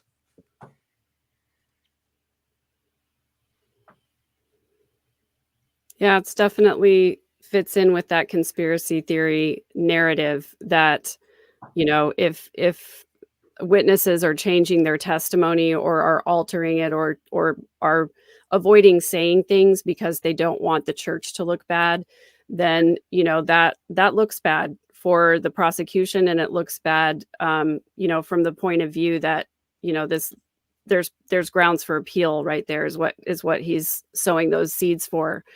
I think what we'll find, though, is that if they actually do bring those texts into evidence, they're going to find that it was Rob Wood discussing with Melanie Gibb, who is a witness for the prosecution. And this was not the Keith Morrison interview. It was about her first interview with Nate Eaton. And that's why she said, I think he's done a good job so far. I think she trusts Nate Eaton to interview her, and she was checking with Rob Wood to see if it was okay if she did an interview. I think that's all that was. I actually think it was specifically about Keith Morrison, though. Was it? I think, because it was the same interview, and that was Dateline had been covering the case from the very beginning. Yeah. And she felt that Keith Morrison had been fair. She trusted Nate completely because he's Mormon. Yeah. But they had to talk about Keith Morrison and she said that he thought that he had been fair to the church so far. Okay. Got it. That was because Nate's Mormon, sense. so he's a no-brainer. But I think that she was excited to go with Keith because that was also an interview done at the same time because they partnered together to do that interview. So.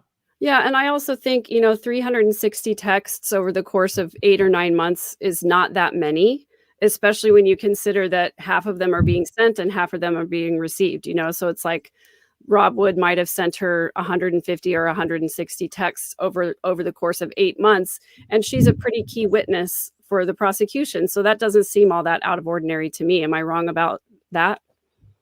No, yeah, I agree. I think, yeah, no, I agree. Because it is hard to know the full context, right? Melanie Gibb is very, very religious. Clearly, she bought this crap, and if I'm gonna just lay it out there, and it wouldn't surprise me necessarily if she did text this to the prosecution that this is a concern of hers. Like whatever interviews she chooses to do, she wants to make sure that they're going to paint the church in a good light because that's her religious goal. I mean, would you agree that it doesn't surprise me that Melanie Gibb is thinking in those terms because of just simply who she is? She frames her entire life within a small little box of religion. That's fair to say?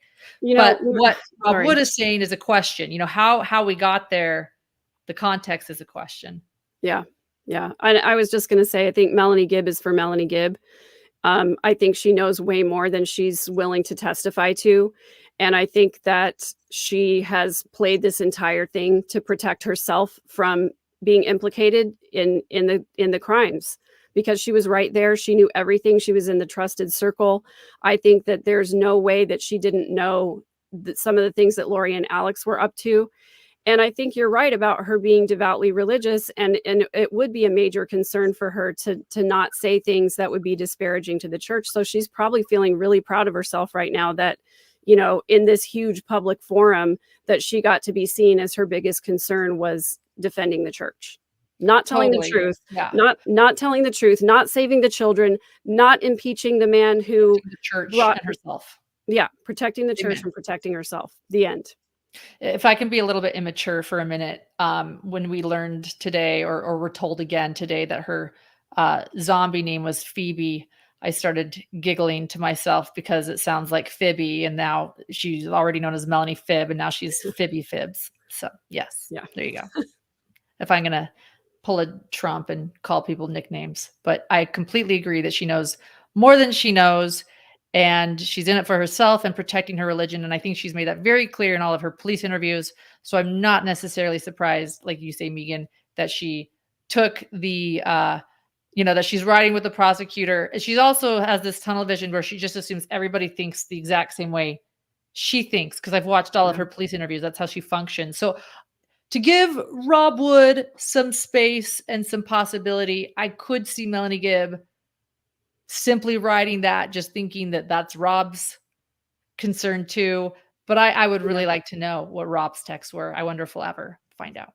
Yeah, it would be really, really interesting if 349 of them were from Melanie, just trying to fangirl with Rob Wood. Oh, I'm important to the case, that kind of thing. Yeah. John's here nodding like, I don't know what the heck you guys are talking about, but no, let's get back to Mormonism. He goes, that's my... No, not at all. I'm just sitting at the feet of two brilliant women. I will say, when I listened to Ruby Frankie's sort of apology that she gave at her sentencing hearing, I got the sense that she was doing her best to protect and defend the Mormon Church.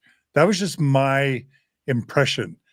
And I do not doubt for a second that if a Mormon is in jail, or if a Mormon is going to be taking the witness stand, that the church, and it's going to be a public hearing or a public trial, I guarantee the Kurt McConkie attorneys and or church PR make themselves available to those people so that they get coached on what they might say.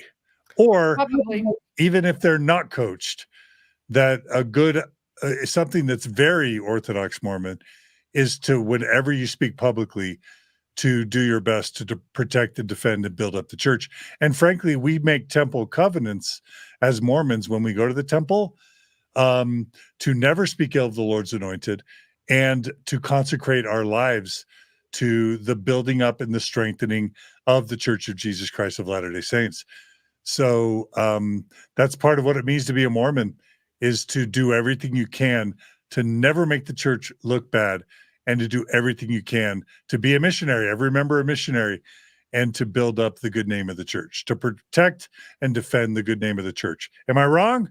Tell No, me I'm wrong. I think you nailed it. And I think you just called out Melanie Gibb because just so you know the history, John, and I know that, you haven't been following this every which way since 2020, and Megan and I are always talking, all about all these little, minute details. But Melanie Gibb, when she first came on the scene, before we had any evidence dumps or FOIA requests, and we're reading the evidence ourselves in our hands, Melanie Gibb came on the scene with this, sort of bombshell interview she did with Dateline and East Idaho News, and Clear the Air, and it was very informative, and it did paint her in a very decent picture. I do think that was her goal, because she is a very, very, very important witness. And then as time goes on and the evidence comes out and the police interviews come out, and you learn that she's like in the townhouse when JJ loses his life, and she's hanging out with Chad and Lori and knows that JJ's a zombie, and all this stuff is coming out.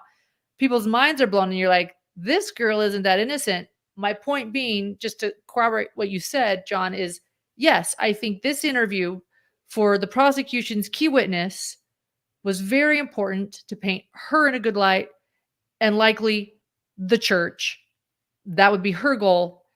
And the church wanted nothing to do with this, So I agree with what you're saying, that this was quite, it was a PR kind of a interview. And then the truth came out, and the true crime community was there for it.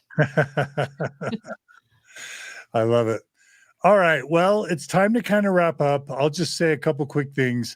Just quickly going back to this discussion of like insurance fraud, basically. I do want to note something that's very Mormon is that Utah, by many reports, FBI, CIA, people who study business fraud, consistently Utah is ranked as the fraud capital of the United States per capita. Correct me if I'm wrong, Lauren, or if you've I don't heard know. that. I Okay. believe you. I'm listening. I've definitely heard that. And I think some of that comes from some of the MLMs, let's just say the illegal or unethical MLMs or MLM culture that sometimes informs Utah. That's not to say all MLMs are bad. I have friends who do MLMs, so I don't want to disparage them unfairly. I just think there's also just a lot of fraud here. So I think that's something that is very Mormon is just this idea of fraud and the practice of fraud. Okay, so we've got a ton of really fun comments that I won't have time to share, but I do want to give each of you, Lauren and Megan. Lauren, why don't you just take a second and tell us just any other reflections you have about how the case is going so far, what you feel about it, and what you perceive and what direction you see it heading in. And then and then Megan, I want to hear emotionally as the cousin to what was that? I want to hear this too. Go ahead. I'm like, yeah, sorry, talking out loud. Lori, as the cousin of Lori, and as someone who's a family member and whose, family members have passed on, have died because of these murders, how you feel. So Lauren, we'll have you go first, and then Megan will have you follow. Okay.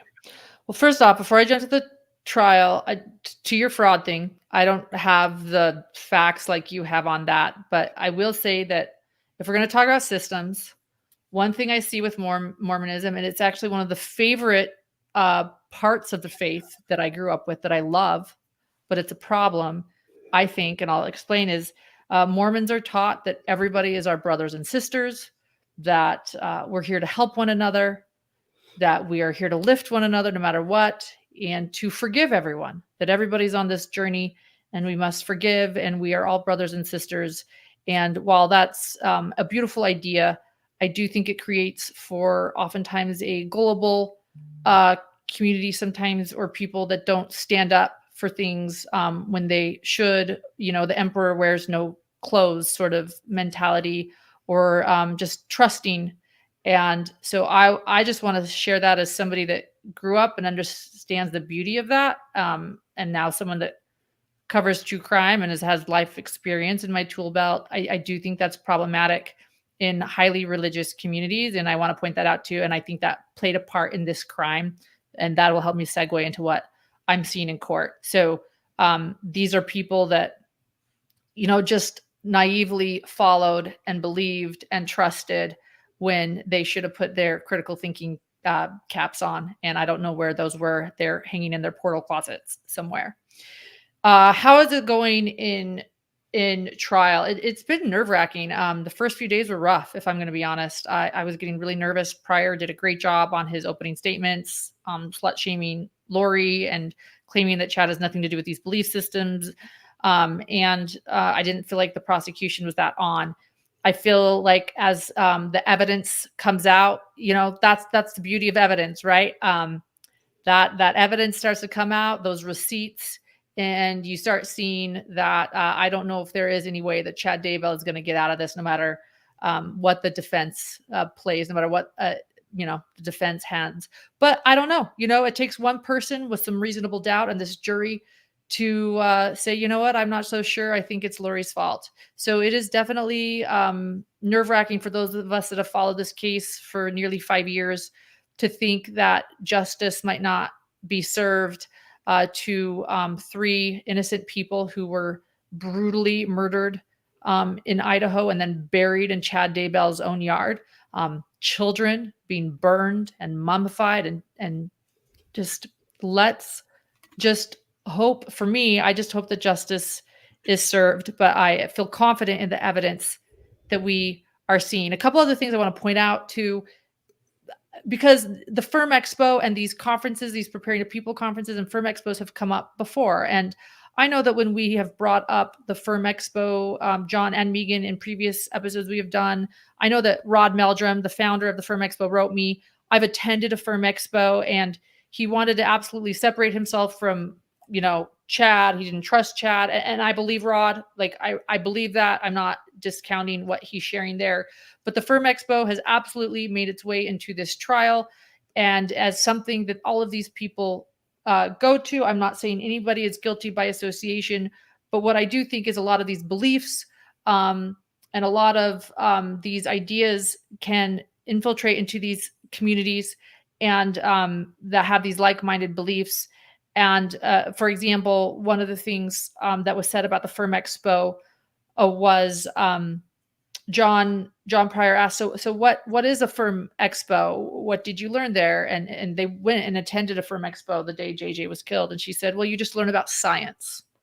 And I want you guys to know that, the science that you learn at the Firm Expo, I went to one class where they taught us that dinosaurs lived among humans, and that the reason why they died actually is because they didn't, essentially get on Noah's Ark. And I don't even want to mock anyone that believes that, but it's not science. It's not science.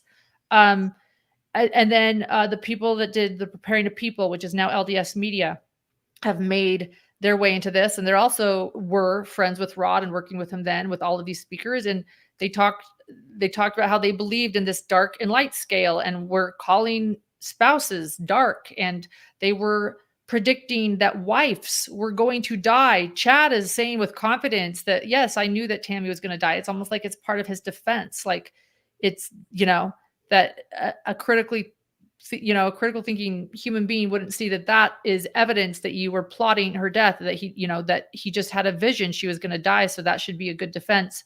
I just hope that we learn from this for any Mormon watching, and I say Mormon on purpose. This isn't members of the LDS faith. I'm talking anyone that's Mormon, whether you, like I always say, whether you are X or anti or Jack or active or TBA, whatever, I don't even know the terms now. If Mormonism has affected your life, I think we need to be taking a really hard look at this case, because this affected a lot of people. And we don't even know all of the surviving victims and that are there and, that are around, that so many people have been affected and so much could have been done. I interviewed Larry Woodcock, JJ's grandfather, yesterday. We were having dinner and we jumped on a live, and he was yelling and he was upset. They killed my 7-year-old grandson. And he said, this circle of friends, he called them a circle of jerks. One of them could have said something. One of them could have done something. And so that's why I think this case is so important to me, is this is really just, I think we need to understand how this happens, because this isn't our, if you're Mormon, this is in your backyard. This is real. This is happening with people you know. And I hope we see justice. I'm in there every day. We're covering the trial every day too on Hidden True Crime. And if anybody wants to get invested in this case, if I can just pitch something really quick, one episode that Hidden True Crime has done. If anybody wants to learn about this case and they need a crash course, that's exactly what we have on our channel. It's called the Chad Daybell Crash Course. And that lays out all the religious aspects and elements of this case. And I hope that people just start paying attention. This is a very important case for Mormonism, for critical thinking, for cults, for so many reasons. Love it. Amen. Yes. Thank you, Lauren. Please check out Hidden True Crime YouTube channel. Subscribe to it. Support them. Dr. John, shout out to him. He's amazing. And we want you guys to just keep growing. I love the number 144,000, but let's make it 288,000 and then beyond. Is that There okay? you go. Well, let's see. Ruby Frankie got to 2 mil, right? So let's at least double that. there you go. There you go. Megan, bring us home. What are some final thoughts and words you have? And then I'll share a couple final things. Megan. Sure. Yeah. This case has been, it's been a really long, difficult journey as a family member, starting with, as I said at the beginning of the episode, starting with a Facebook post, finding out that Charles had been killed. And because of the healthy boundaries that I have around myself and my kids and my space, there were a lot of family members that I was not in touch with. And so it was, really difficult throughout this process to find out about the deaths of family members on the news from strangers rather than from family members, and to have not been able to really process and mourn, because this whole thing is extended out and it's going to continue to go on with Lori's trial in Arizona. And just the grief that I constantly feel, maybe not constantly, but the grief that comes up for me a lot is that this part of the family, especially, I can only learn the truth about them by reading FOIA documents, because of all of the secrecy and the shame and the hiding and the lying and the manipulating that has gone on for lifetimes.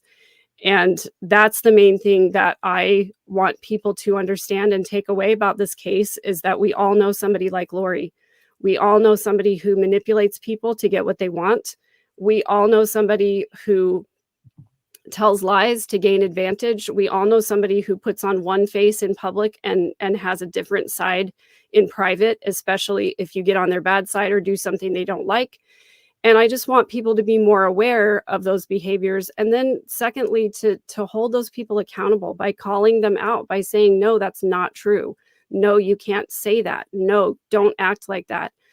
And again, I'm with Larry. I was right there with him last night wanting to yell and scream, because if one person had held Lori accountable, if one person had held Alex accountable, if one person in that family was willing to tell the truth instead of cover it up and hide it because it's so shameful, then those kids might still be alive. And it's just really important to me that people understand that liars and manipulators, of course, not all of them go on to kill people, but all of them do real damage and real harm, whether it's emotional or physical or whatever it is.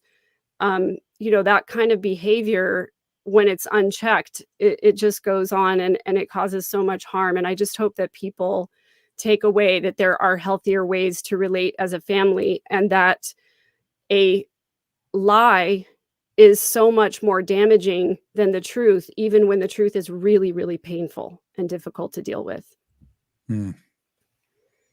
Beautiful, heartfelt. Thank you, Megan. Really appreciate it. We know this is personal to you and to you, Lauren, investing so much of your life in this. So y'all are both just dear friends and super special people. And I'm so grateful and honored that you'd be willing to come on this podcast. Really quickly, let me just share some quick comments. Stephanie writes, love all three of you. Thank you for covering these horrendous extreme beliefs that are allowing children and others that aren't not being protected. Thank you, Stephanie. Rennie writes, the best thing about Mormon Stories podcast is how long they are. I love that they really go into it. Now, Lauren, are your podcasts sometimes lengthy too? I'm guessing they are. They've got to be. Not this long. How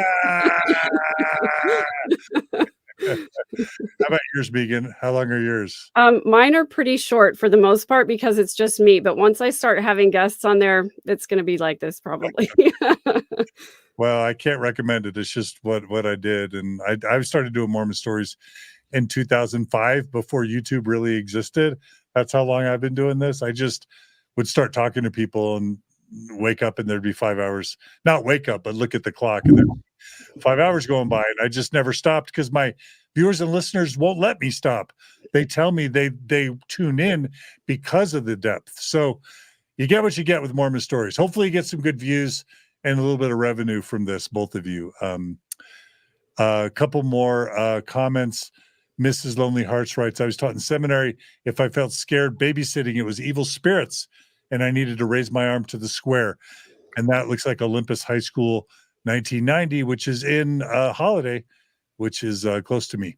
So that's one vote for demonic casting.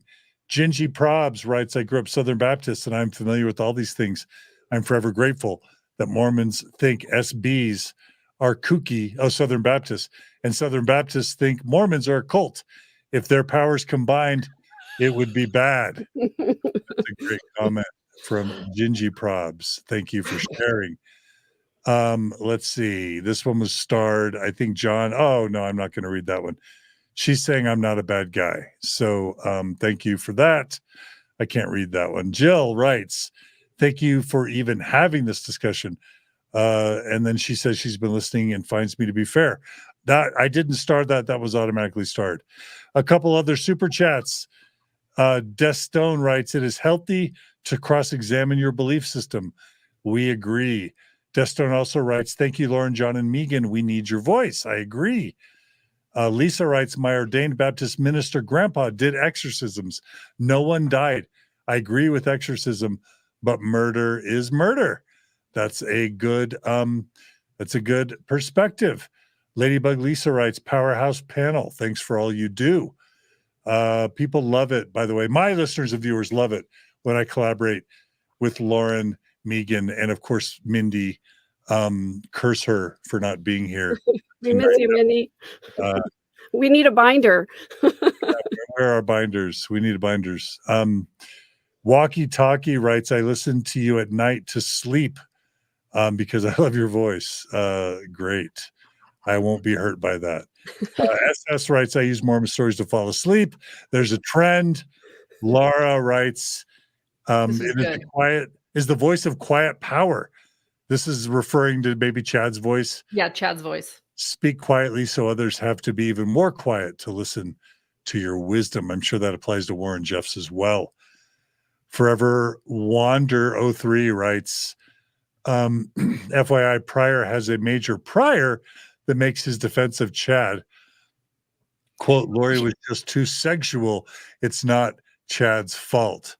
Very ironic. I don't what is being so said? Pryor has a prior offense. So he was charged battery for it was a woman that came for an internship or an interview, and she claimed, she claimed rape and something that wasn't consensual. He claimed consensual, and he actually claimed that she needed some money. So, and that they agreed to it. All right. Well, I didn't mean to spread something that wasn't true, but that was a comment. That's accurate. Yeah. Okay.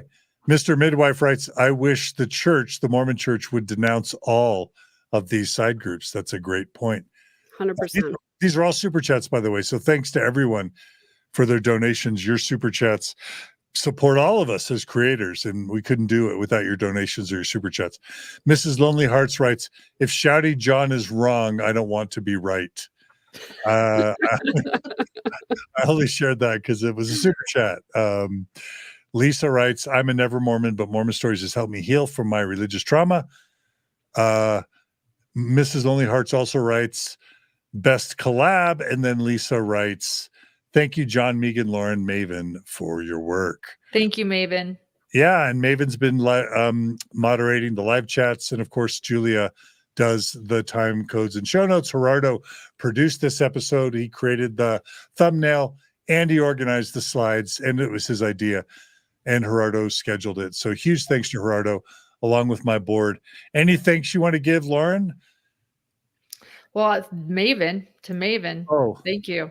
Oh, and I was thinking Dr. John. I'm sure you want to give him a shout out. Oh yeah, love you, babe. Love you. Thanks for he is single parenting while I'm gone. This is a sacrifice for us, but I love him. Yeah, so thanks. Thanks, Dr. Babe. All right, Megan. Yeah, I want to say thank you to all of you guys. Dr. John too, Lauren as well. This coverage, your coverage of this case has helped me to heal and to process. So this has been really important to me. Thank you. Thank you. All right. Well, thanks, y'all. And please check out Hidden True Crime Podcast. Subscribe to it, like this episode, share it, comment, and support Lauren and Dr. John. Support Megan's new podcast called The Midlife Revolution. And the YouTube channel called at _verse. Third verse. And then please support Mormon Stories Podcast. Subscribe to this episode, like it. And if you want to donate to Mormon Stories Podcast to make sure that this content continues, you can go to mormonstories.org, click on the donate button, become a monthly donor, and we'll keep producing this content. All right. Well, Lauren, you're going to keep attending every hour of every day of the hearing as you can. So, and you're doing like noon, midday live streams, but also people can watch the live stream from your channel, right? Correct. We're live streaming the trial on our channel. What did I say? And if it means anything to anyone, because we all agree at Hidden True Crime that sometimes you need a bit of dark humor just to get yourself through because it's hard, and so we have emojis over there for our trial watching, where we remember the victims, but also where we can giggle about some things like portals and zombies and the 144. So we're having fun over in chat while watching something really kind of traumatic. You gotta have a balance. The chat's amazing. It's super fun. So check out. Yeah. So so come join us over there. Yeah, we're streaming it every day. Megan's over there. Third Verse is over there. I'm usually in court. I was actually not feeling too well the last 2 days, so I watched on the couch. But if I'm not in court, I'm with the chat, and we're just gonna see this through. Tammy Daybell's aunt is there every day. A big support to her, and just this has been so hard on so many people, and it's I do believe that the support matters. There is going to be, someone just reminded me, I want to share, there is going to be a memorial service for the children. Megan is helping to plan this too, and is participating in it in Idaho Falls on the 27th of April, and it is open to the public. Megan, what time? It's at the Colonial Theater in Idaho Falls. What time does it start on the 27th? Do you know? Visitation is from 11 to 1, and the service will be from 1 to 2. Thank you. And Megan might be singing. Is that right? I will be, yeah. Megan will be singing. I wasn't going to share that if you didn't want to. But yes. Bombshell. So if you want to meet the Megan, will you be there? You won't be there, Lauren. Is that right? Or I will be there. Yeah. I'm going to go. Go to that. Yeah. It's a bit of a drive from Boise, but absolutely. Yeah. It is going to be live streamed as well. It'll be live streamed too. Right. So people can watch it. It'll be live streamed on East Idaho News, I believe. One more time. It's the 27th, Saturday. At what time? At 11 to 1 is the viewing, and then from 1 to 2 is the service. And the Colonial Theater does fit 1,000 people. So it is something that the public is absolutely invited to, those who attend, and then it'll also be live streamed. And that's in Idaho Falls, right? Right. Correct. Not Twin Falls. Idaho Falls. All right. I'm going to see if I can go. I'm not sure if I Please can, come. Please come. would be- Yeah. and I think Gerardo and Mindy and I have talked about coming to Boise and maybe doing a little appearance and coverage and hangout with you, Lauren, and Megan, if you want to come. So that might be in the future. Mormon Stories Okay. road trip. Road trip. All right. I'm looking forward to that. I hope that comes to fruition. All right. All right. Well, thanks everyone for joining us today. Thanks again, Megan and Lauren. Be good to each other. Be kind to each other. We do wish that justice is served. So let's all send out vibes to make that happen. Take care, and we'll see you all again soon on another episode of Third Verse, Hidden True Crime, and Mormon Stories Podcast. Take care, everybody. Bye.